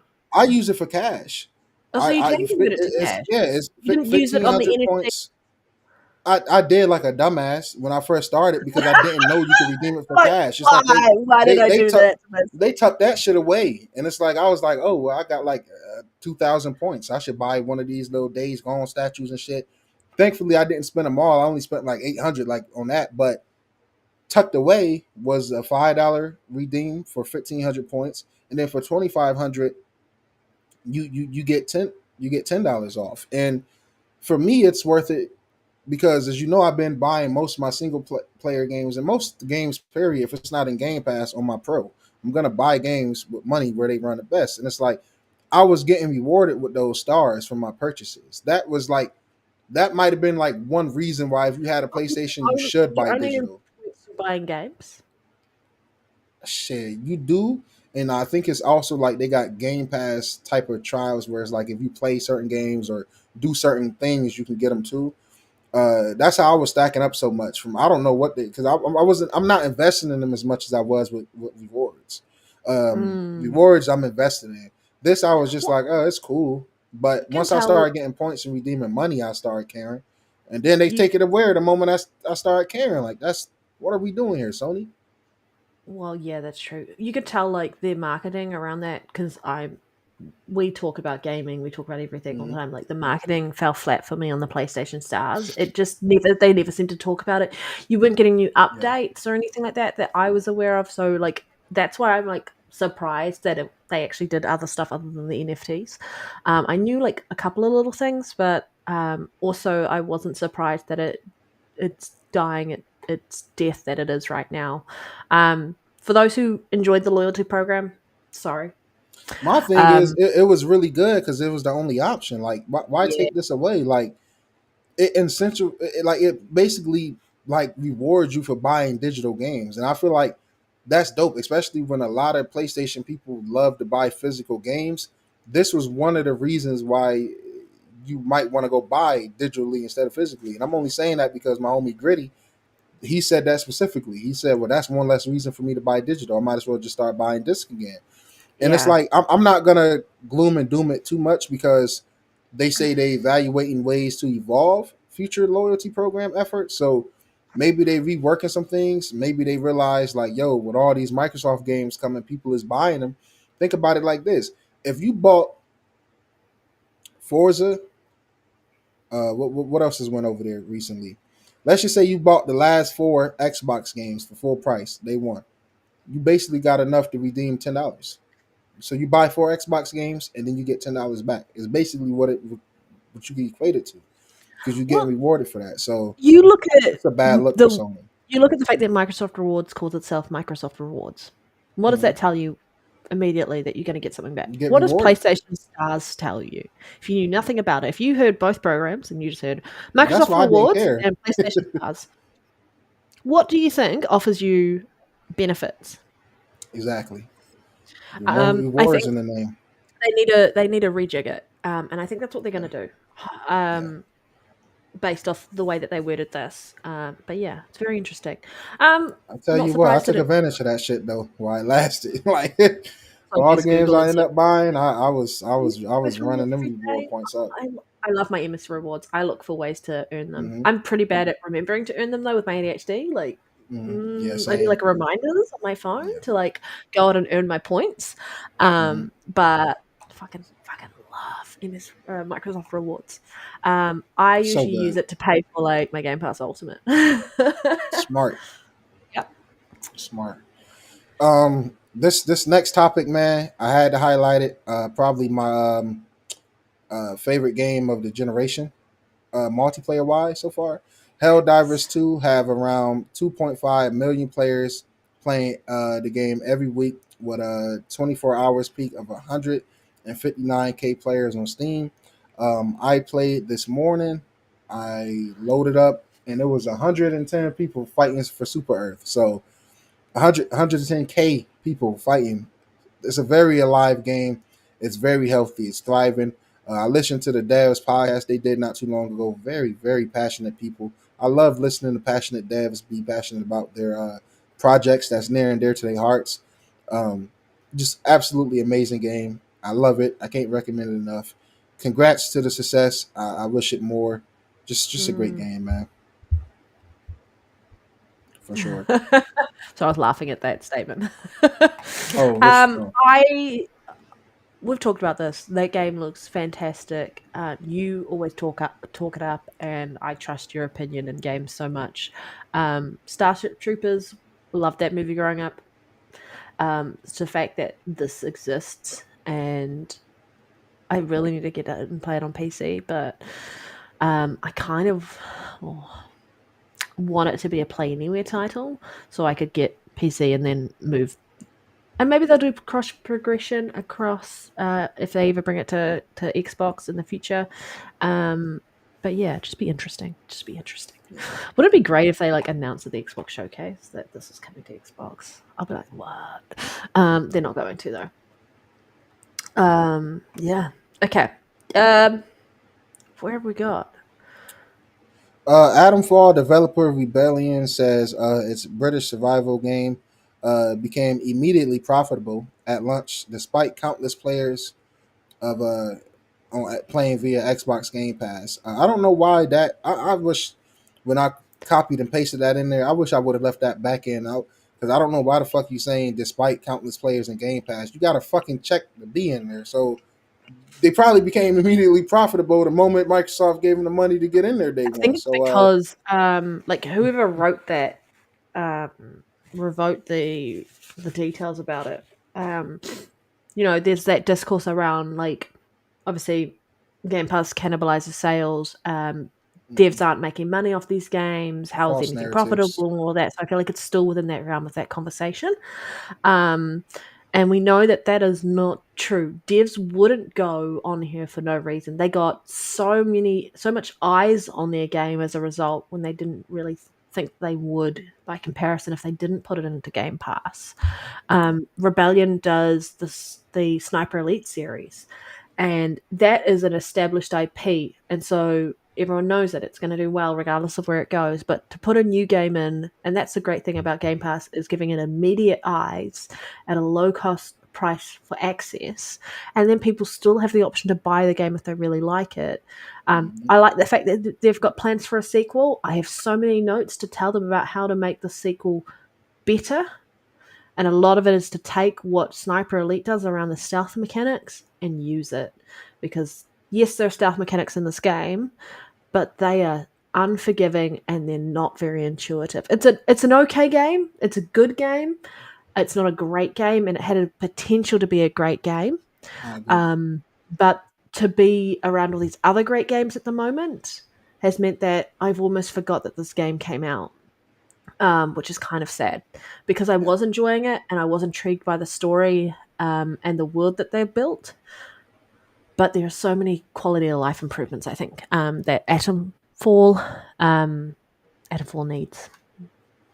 I agree, man. The biggest thing for me is for them to upgrade that damn engine. I love the Sniper Elite Resistance games, and this is kind of the same team and same engine. I'm not saying it's an ugly game, but it just feels like a Xbox One I was going to game last that got ported to. Yeah, year. it looks and feels like a last gen game running on next gen hardware. But I think it's still a decent game with decent Yeah, it's concepts, a good a game. lot of freedom. Definitely something you should check out in Game Pass or pick up on a sale. Good for them with the success, man. I just love to see it. It's just too many great Game Pass success stories from these devs to name, man. Far more than the negatives. So just Yeah. love to see it. And they already discussing plans for a sequel, so that's good to see. That's good to see. And well, this is the last thing for our quick news before we get into some main topics. A new update for Starfield is now rolling out. We got quality of life improvements. You got added very low display settings. Yeah, creations now support up to 2 GB. That is a lot of storage for Do you reckon the creations. You very can low display settings is so that when it comes to the Switch 2? No, I'm kidding. possibly, you kidding, but possibly, Who knows? possibly, Yeah. man. Sorry, I cut you Um, off. Go. Even it might even be there for the base PS5. We don't know. Um, Creators can now add new icons to the game. The creator store supports bundles, which I think is pretty dope. And we got a plethora of bug fixes. They also got a new quest that was added. Fixes at Bugthesda? What is this? What is this, man? It's crazy. I thought they just never touch games after they release them. Yeah. That's wild, man. Um, I've been having a strong urge to jump back into Starfield, but I'm gonna wait for the eventual PS5 and redo it all over again over there. Um, Are you going to burn the Fantastic game. bodies? Burn the bodies. Sorry, that's just a joke about someone who called up, spoke to. Oh my god, who was the original developer of God of War? What's his name? Uh, And they was like, I don't really like this game. Da, da, da, da. And then he like goes, well, what about this decision to burn the bodies right at the very beginning of the game? Like, yeah, I didn't really like that. He's like, oh man, you clearly didn't play the game because you don't have that. You don't burn any bodies right, at the right, beginning of the right, game. right. And he's like, no, I definitely did play the game. That's a good way Sorry. to set someone up. Yeah, David Jaffe. Yes, thank you, David Jaffe. Yes, I was like, that's hilarious. He set him up. Sorry, that was just me playing on that little joke about, did you burn the bodies? I have to look into that. Oh, yeah, go. It's So funny. if you want to see some of the new updates showcase, I recommend Jay Duke, real good brother in the community, man. Great Starfield creator. Go shoot him a follow on Twitter. He's gonna be showing off what that new quest line looking like, so you can get an idea if you want to go purchase and support it or not. Because it is a creation quest, so you probably will have to buy it. Just look at it like a little branch of DLC. You support the creator, you support Bethesda. I mean, it's a great game. Why not? That's all I got to say. I don't blame you. I don't blame you. Around not having much more to say other than I feel like Starfield, because it didn't release on PlayStation, got extra criticism as a result. Like, it is a good game. Hundred It percent. did need some additional things added to it around the map updates and all of that. So the game as a whole right now is really good. It's got good bones. It's got a good story. And if you like that type of game, jump in. I really enjoyed Starfield. I need to go back and actually play some more Starfield. But it's so hard because there's so many games and I'm like, I want to try everything. I want to try everything. Whether or not you have time to go back and finish things is a different conversation. I feel like Yeah. that's what happens with everybody who's like either a gamer or just got ADHD in general. So yeah, 100%, 100%. But I'm excited to see more quality of life improvements. And no doubt we're going to hear that it's coming to PlayStation 5 eventually, probably this year at some point. But yeah, It'll be interesting. It'll be interesting. And for all those fake gamers out there who were like, I don't like the game or anything like that, Get ready to watch it chart. yeah, get ready to watch people eat their words and go, oh, it's Yeah. actually a good game. And I'm like, You've got no Uh, integrity. what's the PC guy who be doing content? Oh no, it's Alex. He does a really good job at exposing those frauds. You know, Yeah. bringing up their old screenshots to, ha ha, we got Hellblade too. This time last year, you said Hellblade was a shitty walking simulator, sir. Almost like you should shut the fuck up and just game. That's my take 100%. on it. 100%. How does the game get better just by changing platforms? That's always, I It's find it interesting. ridiculous. I mean, it's people caught up in their feelings. We're gamers at the end of the day. You either like a game or you don't like a game. You're either going to play a game or you don't going to play a game. And then you're either just going to bitch and moan about it because that's what gamers do and that's all we ever fucking do. That's why I said what I said at the beginning of the show, Panda. Like, we're all some bitches to some point. Like, we sit around and bitch and complain. Like, I love Halo to death, but I've been bitching and complaining about it because I don't want to have a 5-minute fucking wait time every time I try to go play Infinite. That shit not cool. So that's not cool. I agree. 100%. we all gonna complain, and you know, sometimes bitching and complaining is justified. Other times it's not. Oh, I need to turn that off because that was on from last week. Sorry, I'm not hungry right now, guys. The panda does not need feeding. Not today, anyway. Not yet. We still have time. But we were talking about Fair Games last week with Jade Raymond leaving the studio that she founded. And then it has since come to light some more details about this game being super clunky, a cross between Fortnite and The Division. They were talking about the fact that, like, if you drop into urban environments to steal vaults with other playing teams, so it's a bit of a, I don't know how you want to describe it, but everyone's attempting to do the same thing. So it kind of reminds me a little bit of, what game were you super into? The finals. The finals, that heisty type game. Yeah. So it feels a little bit like that. So people have just been talking around what this game was, and I guess this would have been what came out of why Jade Raymond left Haven Studios. Hey Reese, type it in the chat, Reese, real quick. You know what I want you to say. Go ahead so I can put it up on the screen. So it says, apparently a pre-alpha was distributed via PSN under the name Project Hearts, enabling a small number of participants to go hands-on with the game. According to one of those, it's a battle royale crossed with an extraction shooter with elements of both Fortnite and The Division. The fact that it's an extraction shooter, and we already know what's kind of coming down the pipeline for Marathon if they don't sort their shit out. This is also looking like it's heading the way of the dodo, extinct. Yeah, it's just very interesting. If you talk about the original one, it had a contemporary Robin Hood vibe to it. So squads of fashionable rogues robbed from the rich, give to the poor. I am listening to them talking about Super Clunky. Yes, it's still in development, but this game was meant to be releasing this year. It's been delayed till next year. I'm concerned about what is going on with PlayStation's live push for this, and I think you need to get your shit in line and get your house in order around what made you a great publisher, what you did. Yes, your money had the shit out of second party and third party games so other platforms couldn't get them, but you had some good games, but it just feels like you've lost your identity, PlayStation, and you don't know what you're doing to get it back. And I'm going to throw to Nero in this regard around what are your thoughts around the fact that this is what people have been hearing about, a pre-alpha build of this game. Obviously, it's still in development. They've got a lot of work that they need to do to refine and fix some of the feedback that they've gotten, hence the head of the studio leaving. And who knows who's taking over next. But yeah, what are your thoughts?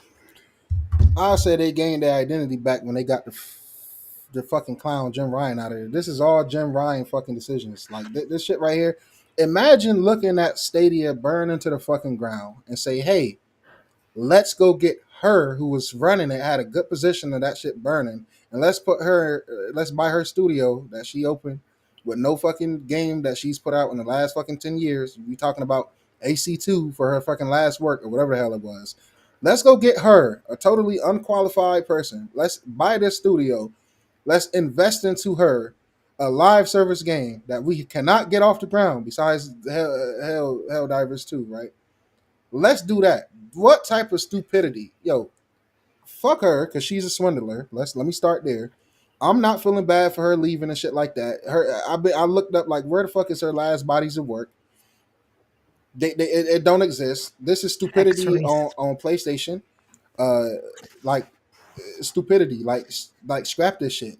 At this point, like have this studio turn the studio into a fucking indie studio. Have them making unique experiences like Compulsion or something like that. Like nobody is asking for this. Like we have the finals, right? We have other extraction shooters. No, literally nobody is asking for this shit. I'm not surprised it feels clunky. I'm not surprised it's in a rough state. I'm not surprised what's her name left or got fired as she should. I'm not surprised about any of this. I wouldn't be surprised if this studio end up getting shut down and people get laid off. That's the one thing I don't want them to do. Before you lay them off, have them remaster Killzone. Turn them into another remaster studio or something. That's all you do. Have them bring up Resistance or something like that. You know what I'm saying? Like, do that. You know, you do something because this shit is not it. This is a waste of time. It's a waste of resources. You wasted a lot of time this generation by chasing this live service thing when you can only count on one hand the successful live service games out there to begin with. I don't know why the industry is acting like live service games as a whole is just some huge fucking games as a service is 9 times out of 10 a fucking flop. You know, you got your games that's already established, right? Your Halos, your Battlefields. Speaking of new experiences, you got to be something like a Marvel Rivals, and that got the Marvel IP with it, right? Overwatch Game of the Year won when it dropped. You know what I'm saying? So that's established. But when you talk about new, I love the finals. Fantastic game. Guess what? Nobody really fucks with it the way they should. Nobody really plays it. So if you bring in an optimized UE5 looter type of extraction shooter that's extremely polished, free to play, just a great game, got destruction, got great sound, got great graphics, got great feels, and nobody gives a fuck about it.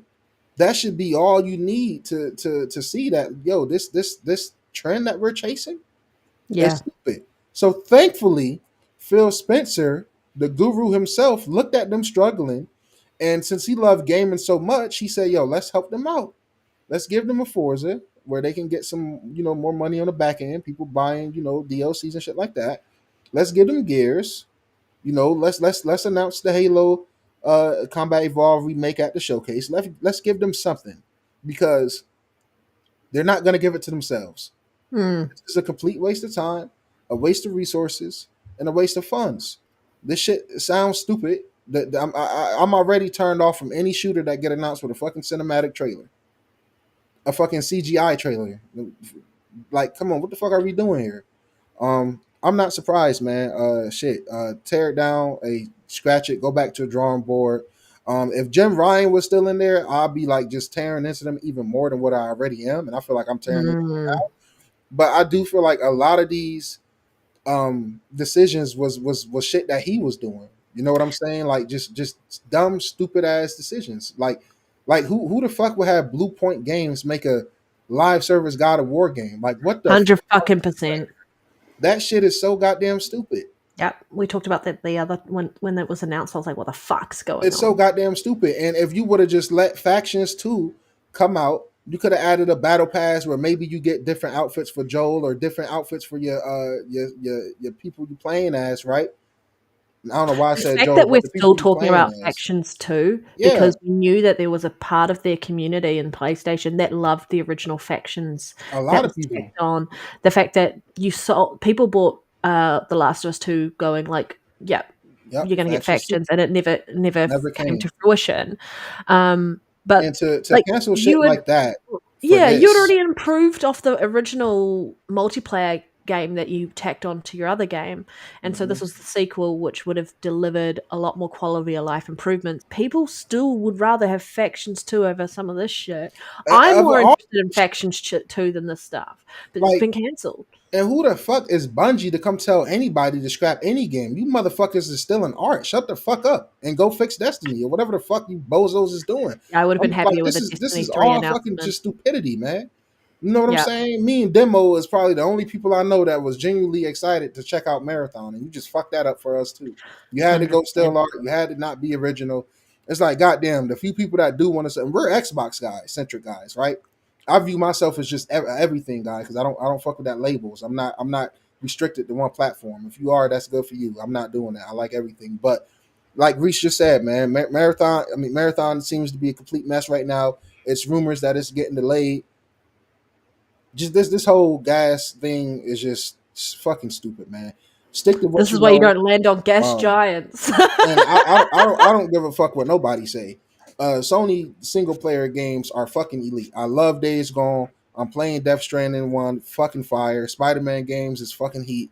2 was a step back. I'm always throw that out there, but they're fucking single player games rarely fucking miss. The only miss I can think of for me personally is Horizon Forbidden West, and to me that's still a 7.5. So even though it's a miss, it's still a fucking good game. To some people, Horizon it's a Midwest. great game. It's Horizon Midwest. It sells fucking really good. It's one of their better selling franchises. So it's like, yo, stick to what you know, man. Like if you feel like you're not making enough on the single player games, yo, fix your fucking budget. You know, they should all be looking at Claire Expedition. They should all be looking at Split Fiction.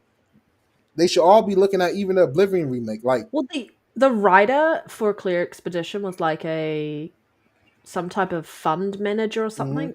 She'd never written anything in her never life, written anything. and then wrote this amazing story. And I'm like, this is what people want from video games. Yes, you've got your 100%. live service games. You've got the ones that take a lot of time and they're like, you just go around and play multiplayer. But then you've got the people who don't want to do that. Like, there are people who read books. There are people who read comics. You know, you could go in and immerse themselves in those worlds. And then there are people who want to play in those worlds and experience those stories.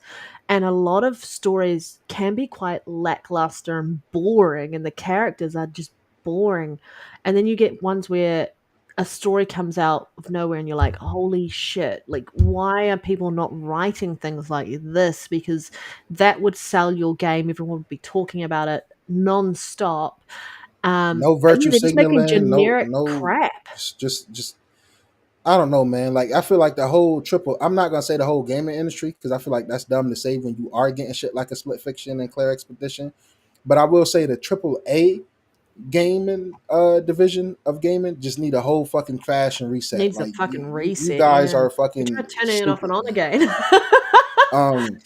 To So answer Rank's question, I don't think Sony wants Marathon to fail, but I think they don't give a fuck if it failed because it's in contract where if Bungie do bad, Sony is gonna 100% own them, and I do think Sony wants to 100% own them because right now Marathon still makes their own decisions and they got that sassy attitude like, hey, we still somewhat independent. Well, look, you guys can't do shit right, so I'm not gonna be one of them guys. I'm one of them guys where I'm pro Xbox and PlayStation. well, we're Fuck talking that. about Marathon now, so do we just want to talk about Marathon as well? Yeah, we can group it all in, but I just feel like I'm pro PlayStation and Xbox, despite the mishaps. Right, PlayStation closed studios and lay people off. Xbox closed studios rarely, but they close studios and lay people off. So that's gonna come naturally. But as far as having that guidance from the Sony higher ups, I think that's needed. Having the guidance from Xbox and Microsoft is needed Yeah. because on their own, Bungie, like I try to tell people all the time, it's a reason these studios get acquired. They need to be acquired. They're selling for a fucking reason. They don't be in the best positions. ABK was one of the most toxic workplaces ever before Microsoft bought that. So sorry, all you motherfuckers that got laid off. Now the most toxic workplace ever is ADS because I have to work with Next Gen Grifter. I'm kidding. Look, think about who called who more names. Me, I'm the bully in this situation. He's the bully, guys. I've been getting bullied. Think about it. Come save me. But HR. HR's fuck you and he bullies you back. Yeah, man. Yeah, hey, yo, Reese too. The whole everybody. The secretary, Becca, the secretary. She bullied me every time I walk into the office. She's like, "Look at this pony bot bitch." I'd be like, "Damn, language." Like, what was the news for Marathon specific? So Oh, Marathon, I see. basically, an ex Bungie dev said Marathon leadership was extremely toxic and Mm, humiliating to work mm, with. mm, mm. Bungie leadership needs to be gutted completely. So the conversation was, should Sony commence a full takeover? So what's actually come to light is the devs for Marathon were saying we need to add PVE, we need to add PVE, and the leadership was saying no, we don't want to add PVE. Just keep it with the PvP content, because for that. And so they weren't listening to that. Like, mind you, when you look at Bungie's history of PVE, the whole time has been embedded into their games, and it allows people to play their games. And I should add the add changeover. I'll change what we're looking at on screen. So give me 1 second. But they've curated a fan base for PVE, right? In that respect. And so everyone who has enjoyed Halo PVE, yes, you get PvP. Everyone who's played Destiny PvE, yes, you get PvP, but they've solely gone down this road of like directing the developers to go, no, do straight PvP, ignoring the fact that the developers were calling out for PvE in that respect. Listening to like what happened and looking at the history of what happened with the developers around like the bonuses that some of the heads of Bungie were, the leadership were getting, the way they handled some of the layoffs in such a toxic way. I'm not surprised that this is coming to light. We're looking at Marathon and it feels quite bare bones around like people expected a PvE component to it. I 100% expected a PvE mode, at least an option in that respect. If I don't want to go and play this PvP version of it. And so you've already turned me off as a consumer. Everything else that's going on in the background around that, Bungie just as a developer, as a studio itself, I really don't care about you anymore. You've kind of just hollowed out and sold your soul to whatever you've to make money. But I'm going to throw to you, Nero, around what your thoughts are around them talking about being extremely toxic, extremely humiliating to work on, and even the fact that the developers have gone to leadership and said we should be doing PVE as an option for Marathon. What is your take on this? Because it's kind of insane. I'm gonna play the bad guy role, man. Everybody got to stop getting so teary eyed and acting like a little crybaby hoe every time some devs get laid off. And I come on here every week. This layoffs. I give my sympathy and I hope they land on their feet. This, that, and the third. But some of these motherfuckers need to go. Sometimes heads need to roll. Yep. They continue to fuck up. Sony will 100% take ownership of them, 100%. and it probably does need to be gutted. Yep. Period. When you got 4 fucking thief accusations, that's not even accusations, it's facts. 4 times this has happened. That let me know y'all not checking things, y'all being lazy, y'all taking shortcuts, this, that, and the third. Like, get them the fuck out of here. But then these are the same people that are the reason we don't got a factions too. I don't know what the fuck Jim Ryan seen in them to let them dictate what should be scrapped and what shouldn't be scrapped that was already being developed and shit like that. I recently bought Destiny 2, like all the all the DLC and everything, because it was like $10. My homie Gritty and Pyro was, convincing me to play. And I'm like, yeah, this gunplay feel cool, but no offense, Destiny players, don't judge me. I'm new here. But that shit clunky as fuck. Not the gameplay style, but just the way, like the hub, where everything, like where the fuck do I go? How do I get to my next mission? What am I doing? This shit's so convoluted and stupid. And I'm like, they can't even get a simple fucking UI, just simple shit right. Like, I mean, if you've been there from day one, then yeah, you know exactly what to do and where to go. But for a newcomer like me or many people that just download Destiny 2 and want to go, bro, that shit overwhelming. And that's just poor design, like in my opinion. And that's just one game. Yeah. I love art styles and aesthetically pleasing games. So yeah, I was excited for Marathon. I still am, but it's looking like a delay is needed. They need to right the wrongs with that artist. I hope that artist got some type of money or some type of like bread. Uh, this shit is just embarrassing, you know. And this ex dev coming out saying this is just even worse, man. I believe it's toxic. It's just embarrassing. You know, right now Mhm. Bungie seems to be a steaming pile of shit, and I'm not gonna stump on them too much because I feel like it is some talented people there. Destiny is a very popular game. It has really good gameplay the way it feels and shit. I love that. They are responsible for The some of my leadership, favorite yeah, Halo games. You know what I'm saying? So it's like it's not all bad. They got potential, but man, they need new leadership. They 100%. need a new direction. So man, fuck them. Get them out of here, man. You Yep. know. Yep. Agreed. Agreed. Couldn't agree with you more on that front. It's really disappointing to hear.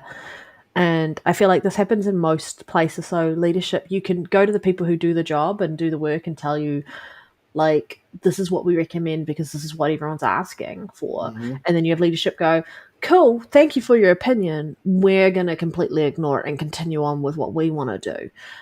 So you're kind of just stuck playing to that. And if you're not happy, right now I know a job is a job and it's really hard to walk away because of the amount of layoffs, what's happening everywhere worldwide, regardless of what industry you're in.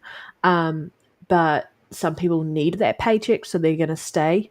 Um, but if you're really not happy and you Yeah, feel at like some you're not point you being heard, gotta you take a might want to stand, yo. leave. Yeah, you Yeah, got to take a I, stand. I done had jobs in life where I was making decent money, where I liked my coworkers, but the higher ups was extremely toxic to the point where it was affecting my mental health and just my day to day life because I hated going Polyamorously. into this place. Like, leave, bro.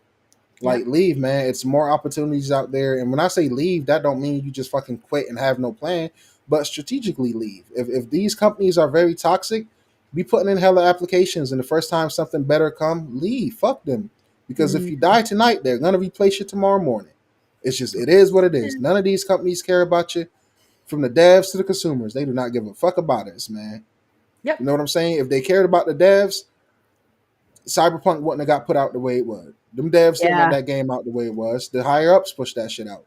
You know what I'm saying? So I mean, it is what it is, man. You know, it is what it is, man. They get them out of here. Uh, Bungie got talent. I'm not gonna say that they don't. You know, they got some good IPs under their belt, some good work in the past, but you can't keep living off them Halo days, my guy. You Yeah. can't keep living off the glory days, man. Can't keep hanging off those coattails. And like I said, I'm not gonna speak too much on Destiny because I'm new. I don't really play it. I just recently started playing. I probably only got like 3-4 hours in it, but I follow a lot of people that love Destiny. Them motherfuckers is bitching and mad every other update. Like, you motherfuckers is not even treating your special baby right. You know what I'm saying? You're not even treating what's making you the money right now right. You know, you're not even doing right by them. So man, Ooh. they need to get it together, man. Good call up. Grizzly Metro 2033 is now free to claim on Xbox. And it's also 120 FPS on the Series X and S with FPS boost. Go There buy it. you go. There One of my you favorite go. trilogies of all time, masterpiece. I was a big Destiny fan.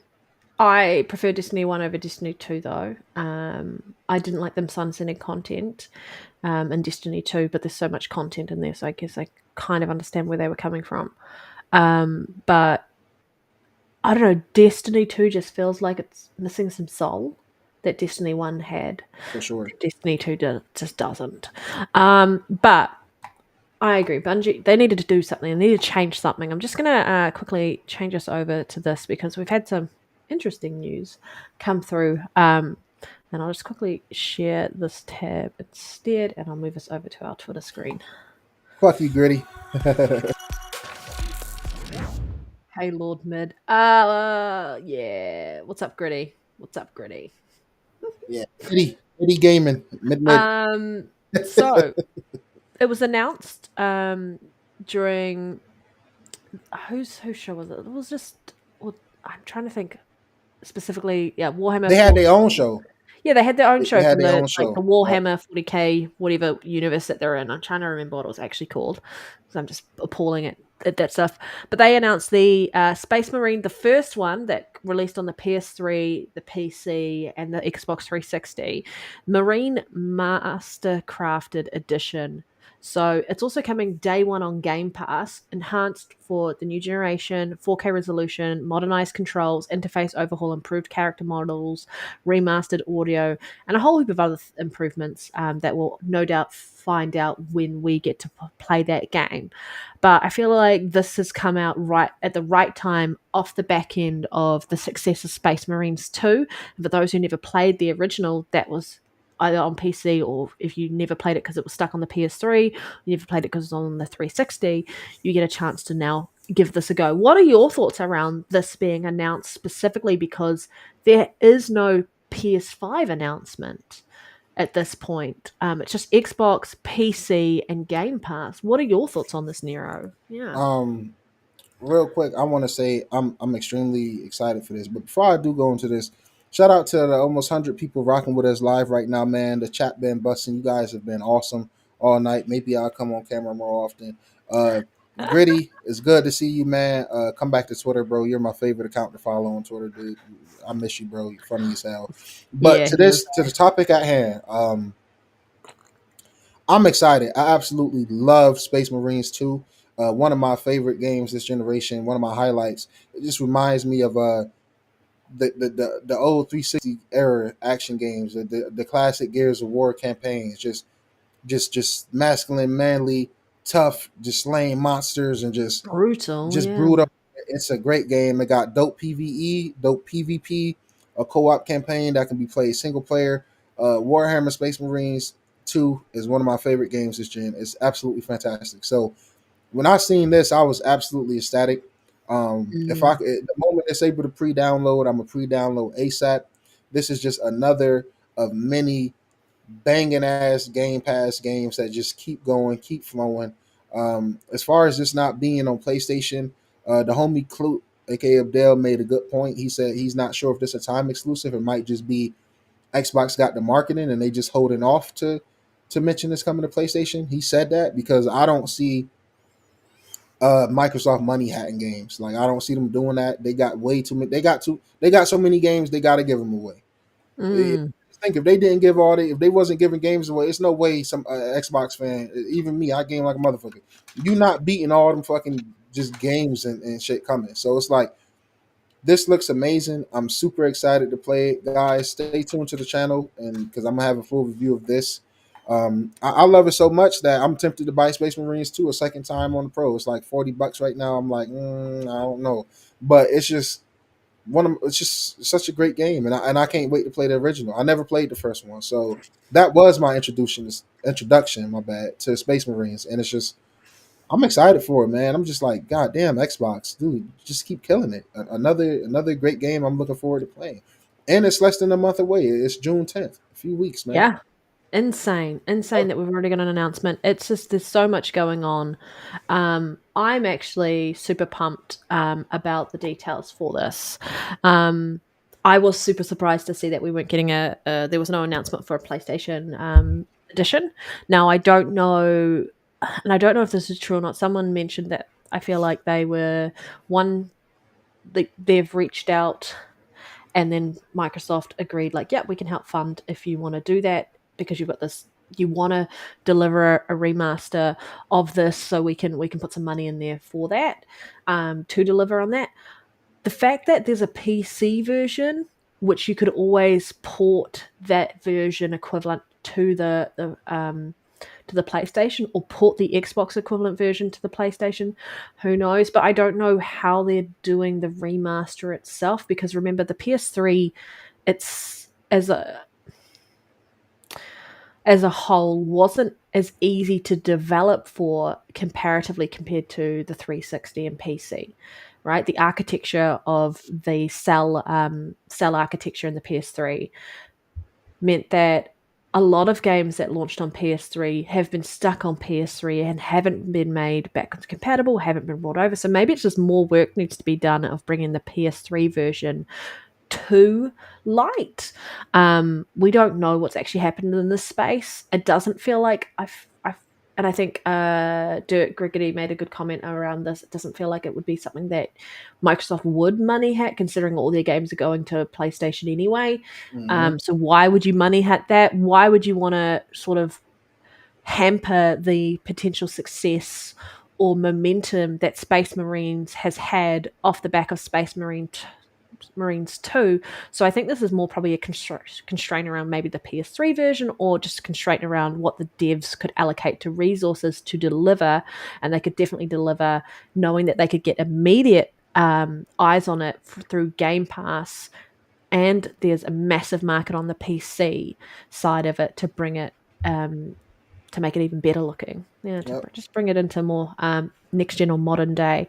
But yeah, I'm just curious. I really want to know a bit more around why there's no PS5 version, and no one can really pinpoint the reason at this point. I think you kind of did though, like in a way.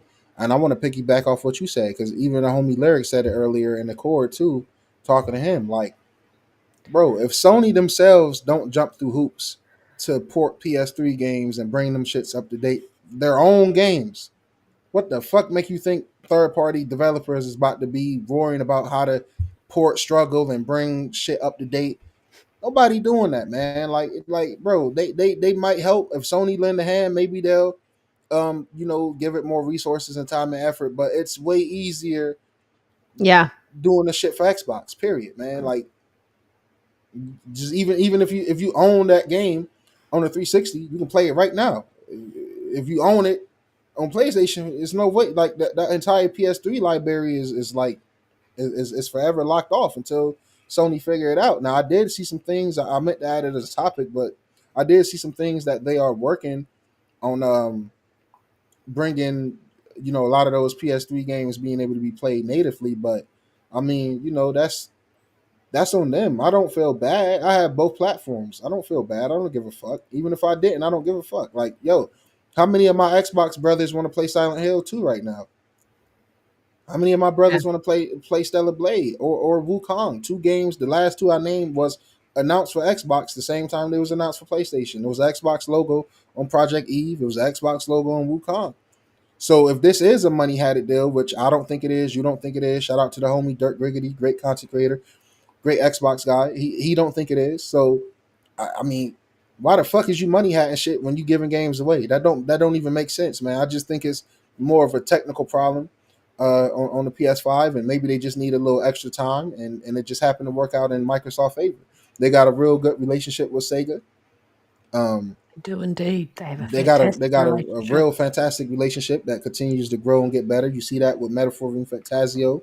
You see it with the Sonic games coming in the Game Pass every now and again, and you see it out of their mouth. They say Game Pass is very beneficial to them. So this is very dope. I agree with Gritty. PlayStation broke. They can't afford Warhammer. It's disappointing to see. But June 10th, I'm in there day one, man. I'm probably gonna play that shit in 1 or 2 sittings and get that review out, man. So I'm in there. Yes, Sega hates Sony. Yeah, they're probably still salty. Yeah, oh, fair enough. Yeah, but in all, I know that there has been a lot of. We talked about this, I feel like, last week when we were talking about Forza Horizon 5, and I would say, and we were deciding whether or not we think Forza Horizon 6 would be delayed, and like in the sense of if it does go to PlayStation 5, it might be a timed exclusive and go like 6 months or a year later. And I talked about, like, as much as I don't think it's fair, like we're talking about exclusives don't need to be this thing anymore, that they deserved to know what it feels like to be on the other side of a situation where games don't come to you day one because it's exclusive somewhere else. And so this is one of these situations where some of these people are now realizing that exclusives don't benefit you from other platforms.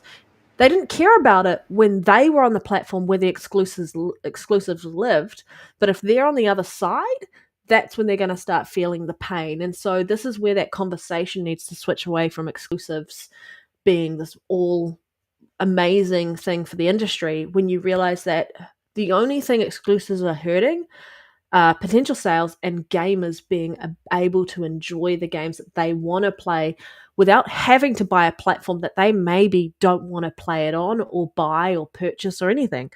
And so that whole conversation about when we all play, we all win. Yeah, But there's obviously something in the background as to why why that's happening. But to those who on their side of the community, the toxic side of the community that touted exclusives and touted this being like amazing on the PlayStation side, you only have yourselves to blame when you're looking at feeling like you're being left out when you were laughing at the other people on the other side of the aisle who were being left out. Shoes on the other foot, mate. I have no sympathy for those toxic individuals. I have sympathy for those who did not get involved in that, who are the casuals, who maybe want to go pick this up and can't right now. And it's not because it's 100%. exclusive and money hatted, it's because something else is going on in the background. And two people are getting the better end of the deal in this respect as a result. PC, because PC just gets every good deal, and Game Pass, because Game Pass is fantastic. Xbox, if you want to purchase it outright, yeah, fantastic. 1,000%. Mm. I agree with Gritty. I do wish they had a higher budget. If they do get acquired, because I see a lot of people. Shout out to the homie King David, um, another great Xbox guy.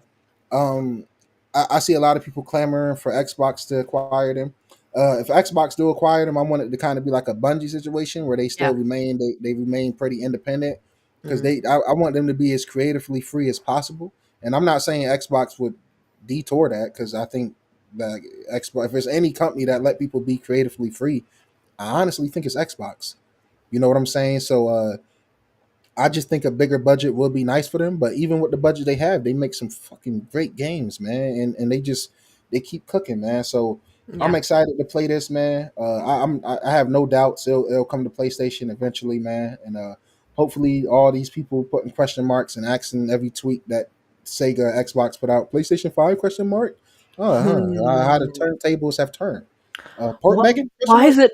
Megan, Port Why is Megan? it not on the main platform?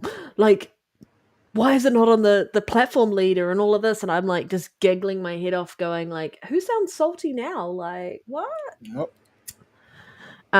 Sorry, just all those toxic individuals. Now, for those who are really upset because, they aren't toxic and they just happen to be inadvertently affected by this, sad fact. For That sure. But it's probably coming out later. So I don't think you're gonna miss out on it. I think you're just gonna have to wait a little bit. And this is the type of Hey, man, situation sit where tight, bro. PlayStation hasn't had a lot of games that are their first party exclusives.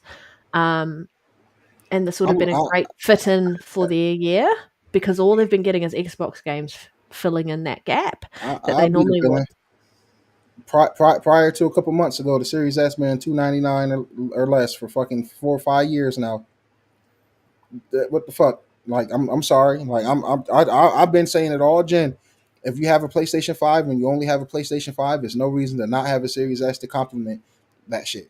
The only reason you wouldn't have that shit is because you're fucking weird. Like I get it. Like money can be a problem, but most of the biggest console warriors, money shouldn't be a problem. If it is, I mean, you should probably get off of Twitter and get off your app Considering and go put in some overtime. they Like, told us that they are willing to, the toxic individuals told us they're willing to spend this and this and yeah, this on you can't games. scream.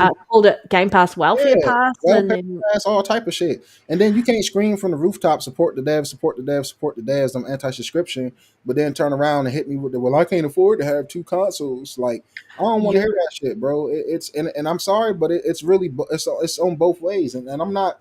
If it you is both feel ways. if you feel slighted by me saying this, bro, I mean this with no disrespect. I understand like times is tough. People like I get it, bro. But we not about to act like prior to this, you couldn't get a Series S and a PS5 or even a Series X and a PS5 Yeah. digitals for less than what the PS5 Pro is right now. Even especially if you go to a pawn shop and get it used. So it's like, yo, you guys sit back and neglect yourselves on this dumbass, like just wanting to die on this hill and just be with this brand as a fucking warrior. Mm. Like, yo, the shit that made me go buy a PS5, it was plenty of games throughout the gen I wanted to play. I always had a PlayStation in my household, always. It was shit like Returnal I would see that looked really dope. Even the niche ass games like a Rise of Ronin, I'm like, oh, I'll check that out. I'll play that because I'm a gamer. I don't give a fuck what reviews talk about. If something look dope to me, I'm gonna try it. Ask the homie Reese. They know. I buy games. They be like, yo, Nero, why the fuck would you buy that, bro? That shit look ass. I'm me, bro. I want to try it. So people should, if you're not a PC gamer because PC gamers don't have to worry about this shit. That's why I tip my hat. Let me tip my headset to you, motherfuckers. You know what I'm saying? This conversation ain't for you. But if you're a console centric only person, the end goal should always to be to have all. Why would you want to miss anything? Like you can't sell me with a straight face. There's nothing on PlayStation that you would consider playing. If you do that, I can't take you serious. And I say that because I keep the same energy. All you dumbasses that's on PlayStation that's been saying it's nothing to play on Xbox. They got no games. It's no cool shit. That's a fucking lie. They've been having dope games since their fucking inception. The 360 had amazing games. The Xbox One had great games that's underrated. Quantum Break, Rise of Rome. What's the Record? Rise, Son of Rome. Rise, Son of Rome. Yes, thank you. Like it's been so many good fucking dope games. So it's like, what it's always been games on both platforms. You guys just it's either you can only afford one, so you want to hate and shit on the other one, or you just really a fucking dick rider for these companies. And it's like, I'm not doing that shit, bro. If it's something cool on Switch, which in my opinion is that Metroid game I want to check out, and maybe Donkey Kong, I'm gonna go get a fucking Switch too. If it's something on PlayStation, which it was with Silent Hill 2 and Returnal, I'm gonna go get a fucking PlayStation. If it's something dope on PC that's a PC exclusive, I'm gonna go get a PC. That's just it is what it is, bro. And that's not me saying I'm rich because I'm not. I'm far from it. It's like it's just if you really game and this is your favorite hobby, people spend thousands of dollars on fucking season tickets for the NFL. That's their hobby. People spend hundreds on subscriptions. Some people got fucking every subscription app out there. That's their hobby. That's what they do. They watch TV. And I If really you want to save up, work for it. Like that. That's it, bro. Like now it's different because we got tariffs and everything going up. I'm speaking for prior to this. Prior to this, like it's hot take, bro. It's no reason why Xbox should only have 30 million consoles sold. Like gamers just choose to fucking ignore value. That's on y'all around the whole globe. That's why I don't feel bad about you motherfuckers missing shit. On either end, y'all sit back and neglect shit. It should like, come on, man. The Series X has been given great value, all gen, great backwards compatibility, all gen. So that's another reason why I wanted Xbox originally at first, before I opened my eyes and had that conversation with Phil on the phone, and he broke things down to me. But that's why I wanted Xbox to keep all these games, because it's like if they don't see the value, fuck them. Let the games talk. You can't ignore no Elder Scrolls. You can't ignore certain games. You know what I'm saying? But feel like, nah, fuck that. We're gonna let the games talk, but we're gonna let the games talk while we talk with all these fucking record breaking profits that's about to come in. Fuck that. Put them everywhere. So it makes sense, man. But that's just my little rant, yo. It's like I don't feel bad for them not having a game. Go get it. You should have had a Series S by now. Every PlayStation 5 owner out there, you guys proud to pay $10 for upgrades, right?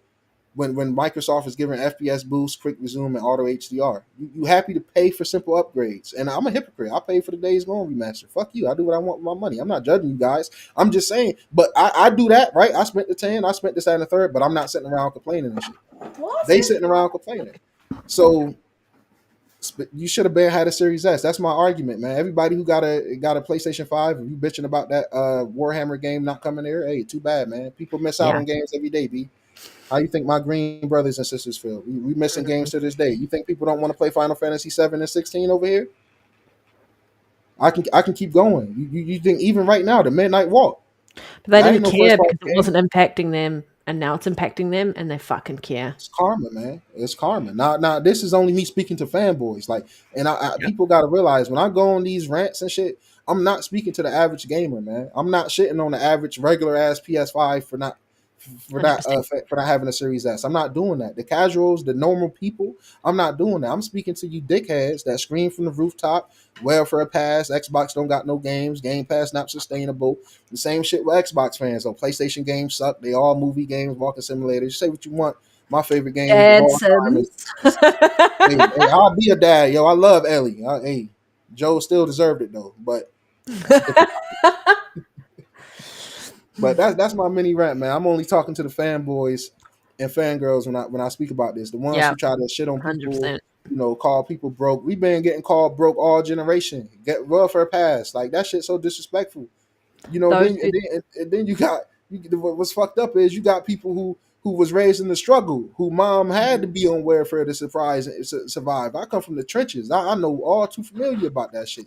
So it's a lot of people that look like me that come from the same background, from the trenches, was fucked up as a kid, had to watch their mom struggle or watch their grandma or father struggle, that sling these same insults out because the motherfucker want to save money. Like, them the type of people I don't respect, bro. You corny as hell. Yeah. And you can't afford an Xbox. That's my new thing. Xbox not selling well because they can't afford one. They can only go buy a PS5.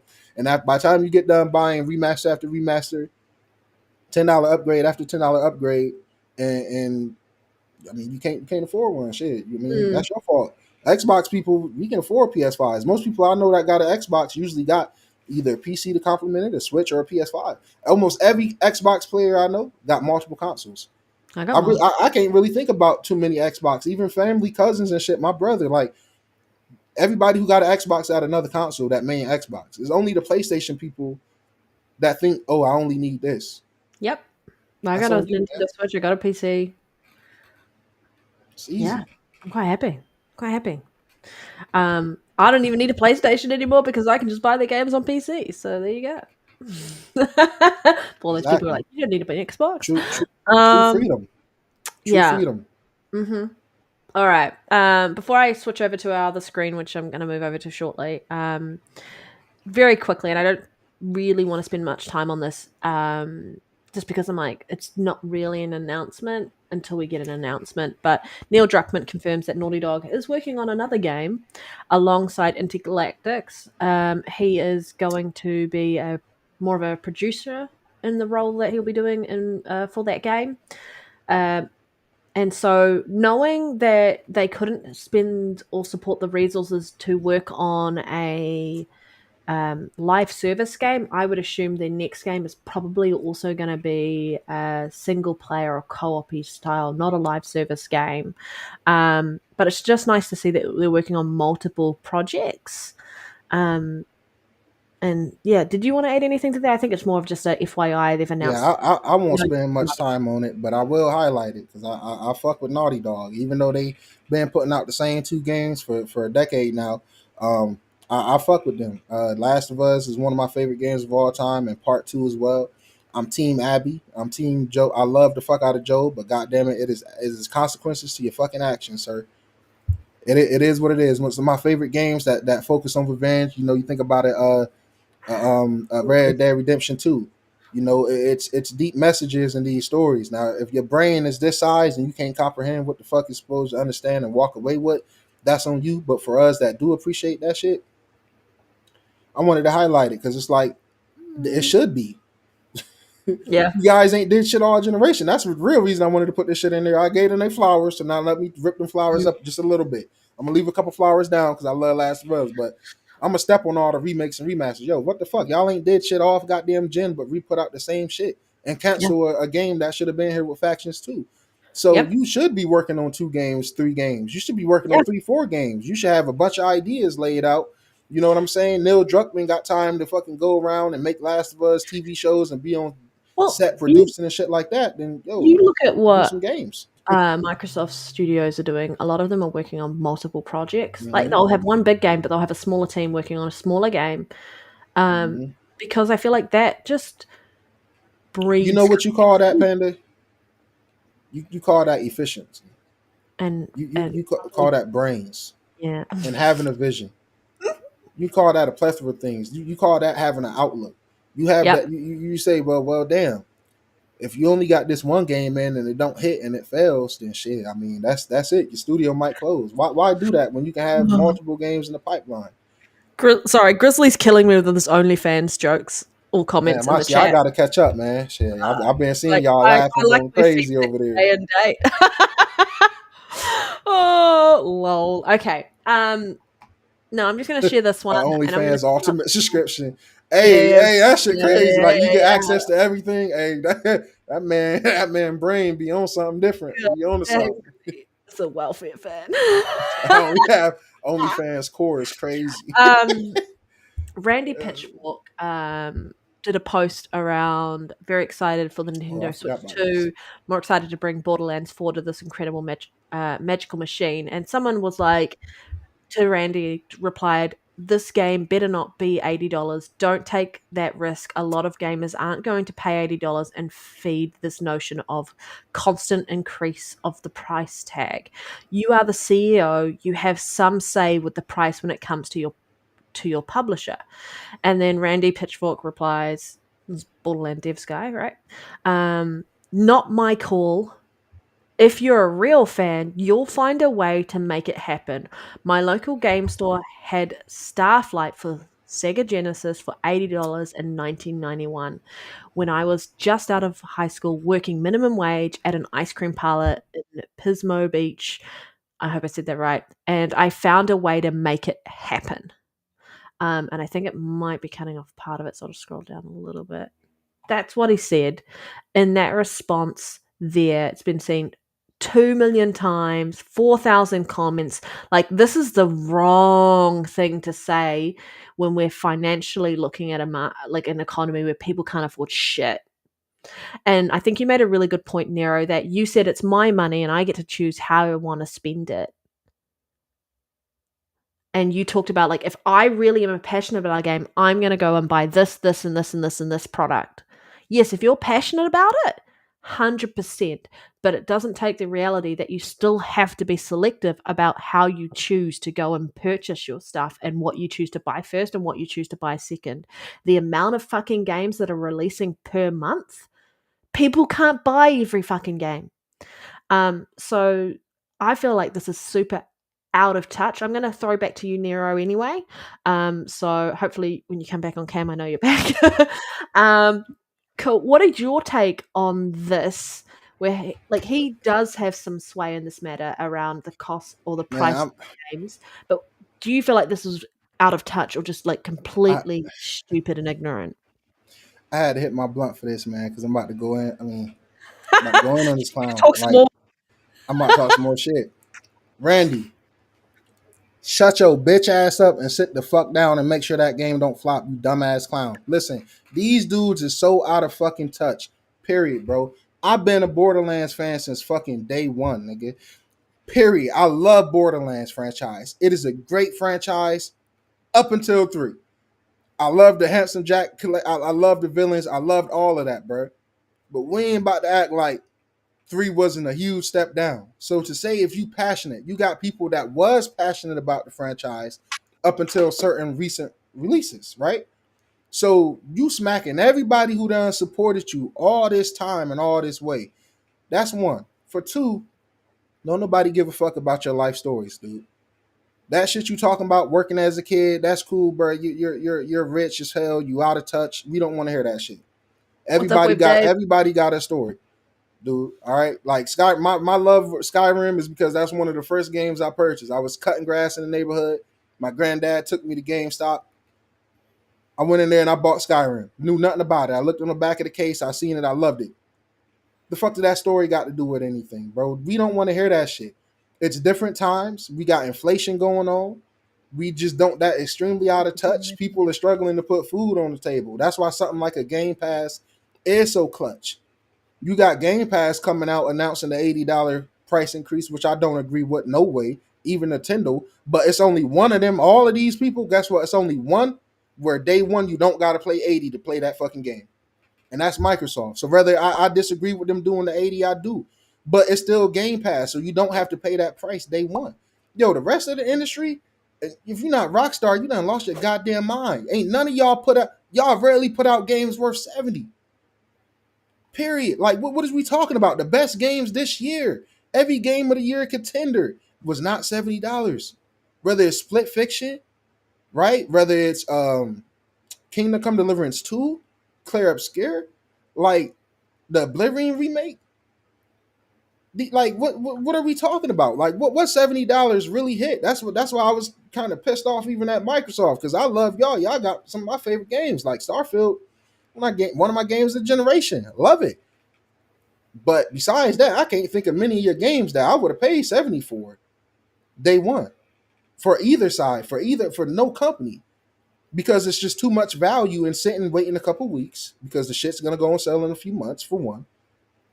For two, if you buying digital, disc, physical, you're gonna get better sales elsewhere anyway. That's another reason I'm considering going back and supporting physical gaming going forward.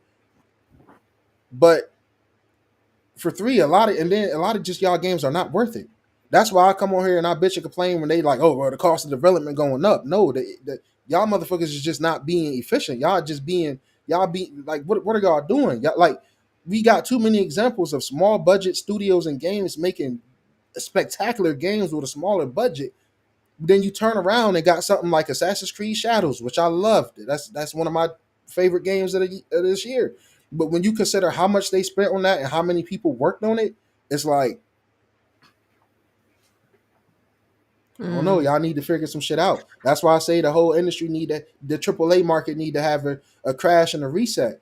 And for Borderlands specifically, that's the most divisive game you put out was Borderlands 3. A lot of hardcore Borderlands fans, we didn't like that because if you love Borderlands, then you love not only the gunplay, that you love the story, you love the villains. Handsome Jack, to go from Handsome Jack to these dumbass twins. Like, yeah, I admit Borderlands 3 stepped it up in a lot of ways. Like, I enjoyed Borderlands 3 outside of the most important part.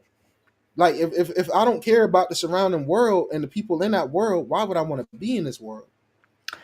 You know, I guess, like, so that shit, it's out of touch, bro. And it's like I'm sorry, like I can go on, bro. Like, nah, because it's just like, come on, man. You gotta finish the rant. Because it's like, nah, what are we doing here, man? It's like that was just so out of touch, man. It's like just don't say nothing. You know, and you know, a lot of people quoted him, and if you can see it live, a lot of people checked him. Like the whole community, like really checked him, and he had like, I hope it's a wake up call. It's like, yo, we live in an age where your game is not guaranteed to sell and be successful. And I'm gonna always go back to this because it's one of my favorite games of the generation, and that's Alan Wake 2. It took extremely long for Alan Wake 2 to turn a profit. Mm-hmm. Now we got the reasons, different storefronts and shit like that. It don't matter. That's a great game, but it took a while to make its money back. And that game didn't have the biggest budget. It's a reason why Ubisoft is in such dire position. It's a reason why all these games is in dire positions. Like, people are not buying these games day one because most of them are not worth buying. They be broken at lunch, buggy. Now, I guarantee if I go spend $80 with Reese and Gritty, we might have problems getting into games on Borderlands day one. You don't know that. We might. There might be fucked up servers. So it's not no guarantee that your game is going to be perfect. So most of the time, it's worth waiting for a patch or two down the road anyway, man. They haven't sold me on the story of Borderlands 4 yet anyway. That's what I'm saying. We haven't really like seen too much. Even that state of play shit they did, I'm like, shit look cool, but it's like you just doing the bigger and better shit. Like, oh, we got bigger guns, we got bigger enemies and bigger boss fights. Like, what's gonna like be the bit in the game that's gonna be that gravitas that pulls me in and makes me go through and finish the game? I think need a villain. Yeah, that's what I need to see. If you're looking at 1991 compared to 2025, and you looking at the amount of games that were available for purchase in 1991 compared to 2025, there are so many games available to buy right now that people have to be so selective about what they choose to buy. So he's 100% right around, like, if you love something, you will find a way to make it happen. Like, the fact that until they announce, I feel like everybody know that though. Yeah, that's why I'm rubbed the wrong way. Like, why the fuck? Like, I need to know what you specifically saying he not wrong about, Reese, because I need to know if you saying he's not wrong about that. I agree, but it's to the like, why the fuck is you saying that? Everybody on Earth knows if you passionate and love something, you're gonna go make it fucking happen. It's fathers who's passionate about certain things or making certain hobbies with their kids, and they love it, and it might be expensive. He's gonna go work his ass off overtime. Mom, she's gonna go. We all know this. We don't need you. Of all people, a motherfucker that's rich as hell, we get it. Back in the day, you had to struggle like we had to struggle. You had to go work. You had to go. Your little story was cute. People struggling again. Everybody went through that. You saying a story that people and kids and teens right now is going through. Yeah, like we don't need you to say that. You know what I'm saying? It's like, what are we doing here, man? And then for him to say he don't got no say over, it's like, shit. You might as well not say. If that's really the case, don't say nothing. If you don't got no say, so don't say nothing. Just ignore that tweet. Don't say nothing. Because you can use your voice. You can use your voice to say, yo, guys, we want as many people on Borderlands as possible. We need to try to make this a reasonable price. or do a deal with Game Pass and get it in there day one. But you ain't gonna do that because No. we need to make this reasonable. We need people to get in. Like, do you not want people to get your game? $80, $70 is a lot to ask for, yo. $60 was a lot to ask for. It don't seem like it now when you getting something like Kingdom Come Deliverance 2 for 60. Hey, you take my money. You know what I'm saying? Getting We're looking at clarification. a whole heap of $50 games releasing right now, and they're doing really well. Really well, man. And some of those games, their developers aren't like bloated as hell around the amount of people that they're employing, so they're able to deliver a lower priced game on that. But like, I'm of the mindset myself, like, I'm a massive Zelda fan. I'm not picking up the Switch 2 until they announce the next Legend of Zelda game. Not touching it with a barge pole, because I don't like. I will when they announce it, because I am a fan and I will make it happen. But to just kind of call it out and say like it's not your call, and also if you're a big fan, like you'll spend the $80, like you spent $80 back in 1991. Like I said, there are so many games available. We're looking at like the amount of games that have just launched in the first 6 months of this year, and people can't afford to buy every single game that they want to buy, that they're a fan of. So yes, some of us are going and playing multiple games through Game Pass as a result. Financially speaking, though, talking about $80 games, like when you do the exchange rate in other countries, we understand gaming is a hobby and it is a luxury.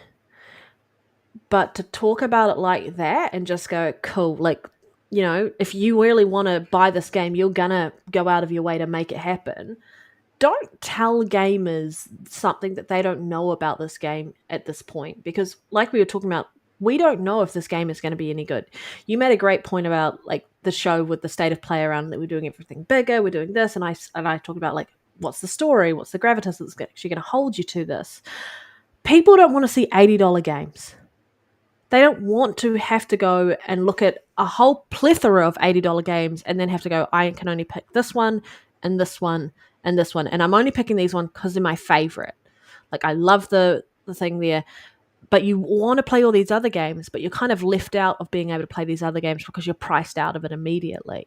And then you have to, like, people aren't going to be buying them day one anymore. They're going to be waiting for sales. Another we thing know that's what this important, looks like. Panda, is like you take Switch out of it, because I hate to be this guy. Like, Switch people, the $80 shit, I look at that different for them, because it's like y'all been accepting any fucking thing all gen. Like, the Switch, we've been playing games at fucking 400p, 18 frames per second and shit like that all gen. You guys been paying $60, $70 for that, no problemo. So for them to feel like, hey, we're gonna give you that, but at 1080p, 60, so we're gonna charge you guys extra 10.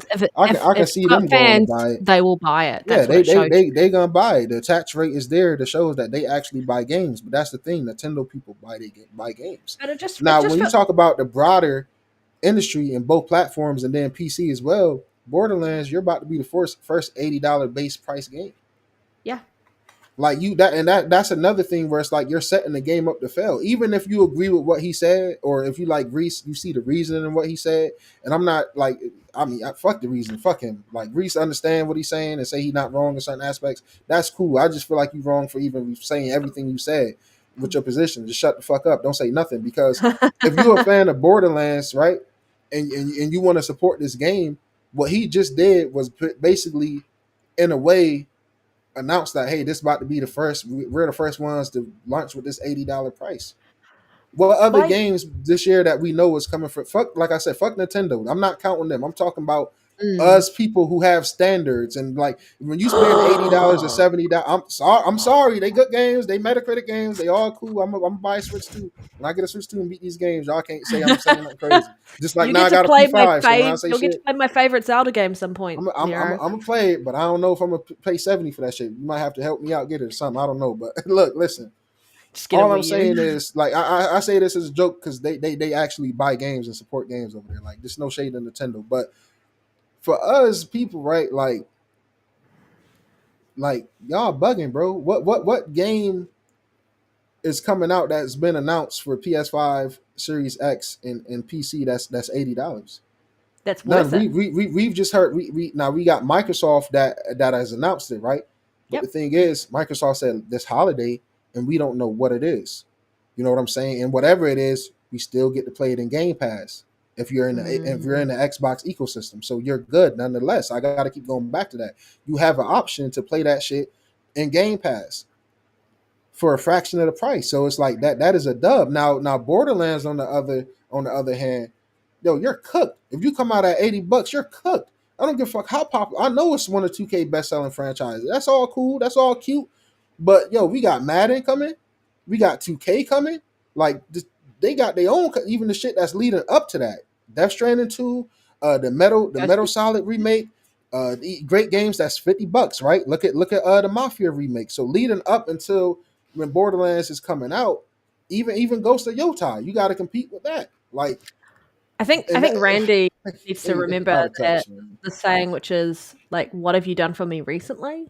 exactly. And what have they done for anyone recently to prove that their games are worth $80? What has any developer done recently to prove that their games are $80? We have evidence after evidence when they announced games were going up to $70 because it was about the quality of the game and everything. And then we had buggy pieces of crap day one which need patches, and then you should only get them after a year. And we kept running into situations where games weren't worth the price tag of day one. So unless you can guarantee that this game is going to blow the socks off people and actually prove that it's worth $80, I think people should sit the fuck down and shut the fuck up. And then men lie, women lie, numbers don't. Like I get it for the diehard Borderlands out there, that's fans that's depending on this shit, that's gonna go spend the 80. That's cool for you. Look, I'm not saying I won't spend 80 on the game. I'm saying I won't spend 80 on that game and 99% of other games. There's only one game I've seen gameplay and footage for that I say I'll spend 80. Fuck it, maybe even 90, and that's GTA 6. So that's why I had beef with Microsoft coming out saying that shit. None of you guys have showed us. That's why they showcase. Lyric said it, reset it, everybody said it. I think even Reggie said it in the Discord. This showcase better blow our fucking socks off. You talking about charging $80 for games and shit going forward. This showcase better fucking hit in a few weeks. And in my heart, I believe it will, because every other showcase has been hitting. I'm not about to get on here and act like goddamn Xbox ain't been delivering on all gen in my eyes, motherfucker. Yeah. I've been here gaming all gen. All gen. I'm not one of them guys that just sit around and talk about what's coming to Game Pass for fucking talking points. I really play what the fuck come in there and use my subscription. You know what I'm saying? I support their games. Like as soon as they drop a first party game, I'm in there. I love Xbox and what they put out. So it's like I'm in there.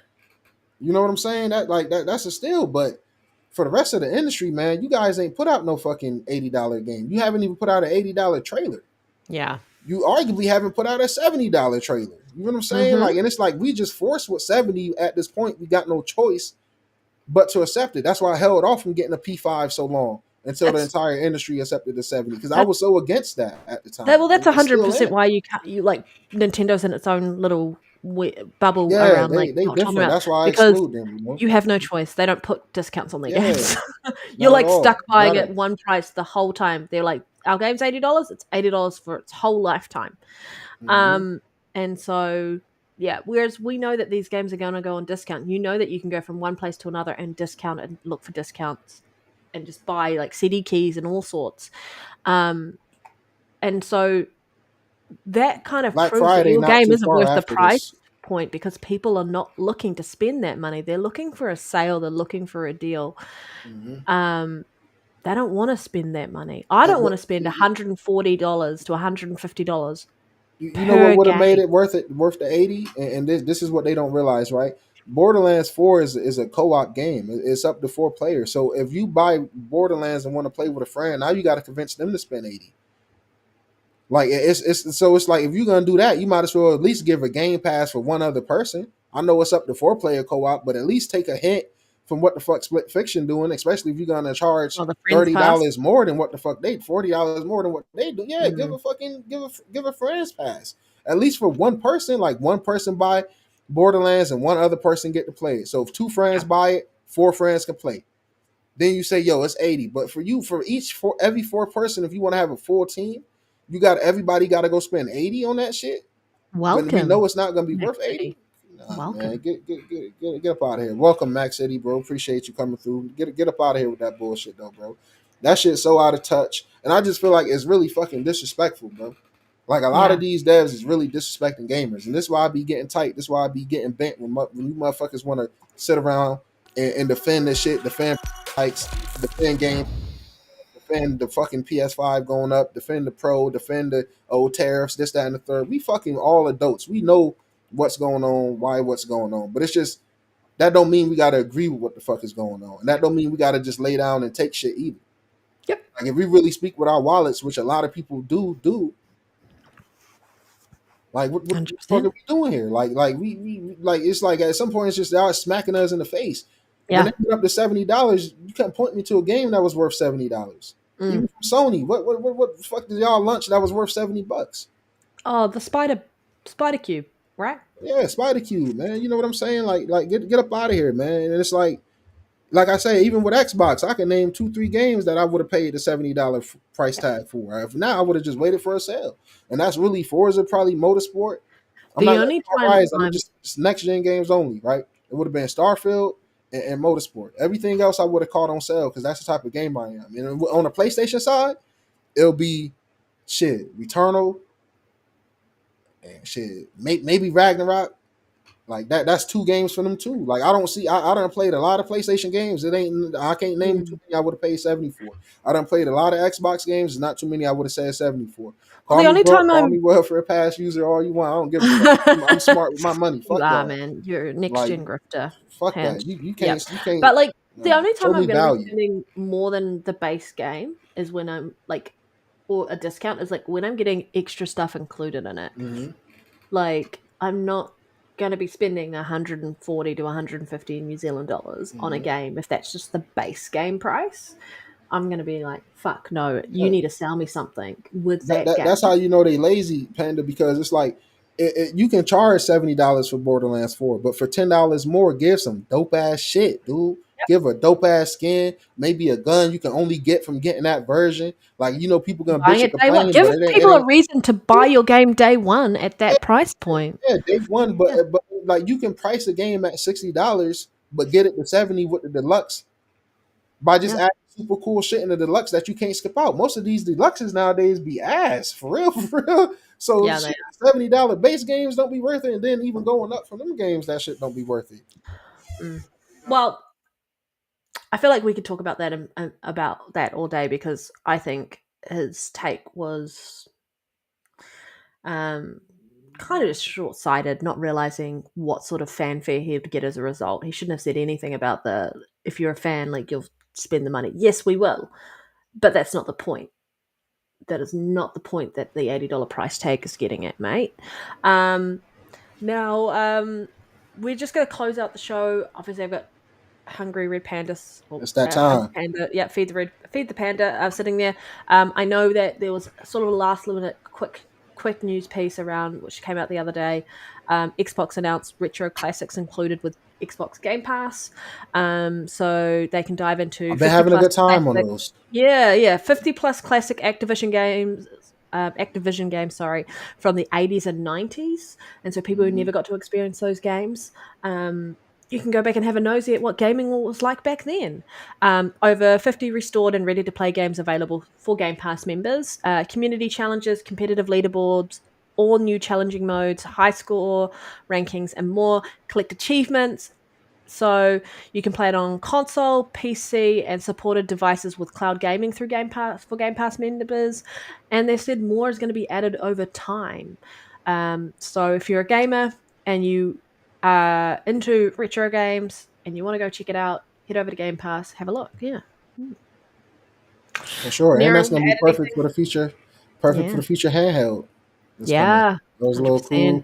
little cool bullshit games you just want to play and just sit around on. You say cool bullshit games. Some of those games, some of those are like the hardest fucking games ever. For sure. I was playing that car crossing game yesterday, and it was just so simple. You just literally move them down. I'm like, fuck, I'm getting smacked on this highway. I spent a little time on it. It's a dope collection. I didn't go through all of them, but it was a few of them I clicked on. I played and popped a couple of achievements. It's something you can check out, man. I just wanted to add that because I thought it was pretty cool, man. And then it's another collection of actual like just Activision games, right? Yeah. I don't think I got to that collection. So it's those little collections is really dope, man. Game Pass is so valuable right now. Well, we're gonna head out.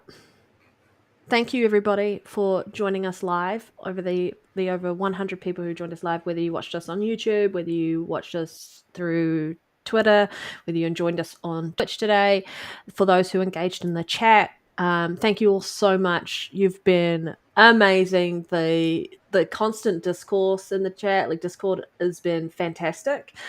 Hilarious moments, and we've just had a really fun show this week, and it's been great to have you on camera again. I've missed your face, like I For said at the sure. beginning of the show. For sure. Farkeith finna have a lot So to work with next week. before Nero grifts on out of here, where can we avoid you? Yeah. Man, avoid me on Twitter, X, avoid me on YouTube. NextGenNero everywhere, baby, man. Y'all make sure y'all check out the reviews here on the channel, man. You pass your time if you at work. If you listening to this later in the week, man, because we do got a lot of post live listeners. So we really love y'all. We appreciate y'all too, especially if you make it to this point. We love y'all, man. We appreciate y'all. We love our community, man. Join the Discord if you ain't in there. Never feel afraid to come add your 2 cents, even if you disagree with me, man. If you want a game, yeah, it's just a good community, man. It's a good time. Got a lot of good gaming going on, man. Like I said, I just reviewed Doom. I'm working on Claire Expedition. I'm taking my time with that. I got Oblivion remake. I plan on picking up Madden, college football. So I'm gonna have a lot of reviews, a lot of content. I'm about to start streaming more on my personal channel. That's NextGenNero, like you see on the screen. So make sure you subscribe there and tune in, man. Might have some funny moments, some dope moments. It's been real, man. Great episode. NextGenNero, all platforms. Now, where can they avoid Jew Panda? Because she's the real grifter and she's a bully. Yeah, bully, grifter. You see You the way she's can. being sold behind the scenes. Y'all wouldn't believe it. That's why he's not here. He's like, Nah, I'm the Panda is issue. awesome. No. Anyone who knows me, who games with me, knows that the version that's here is what is online anyway. But you can find me on Xbox playing Clear Obscure 33 because that is my life right now.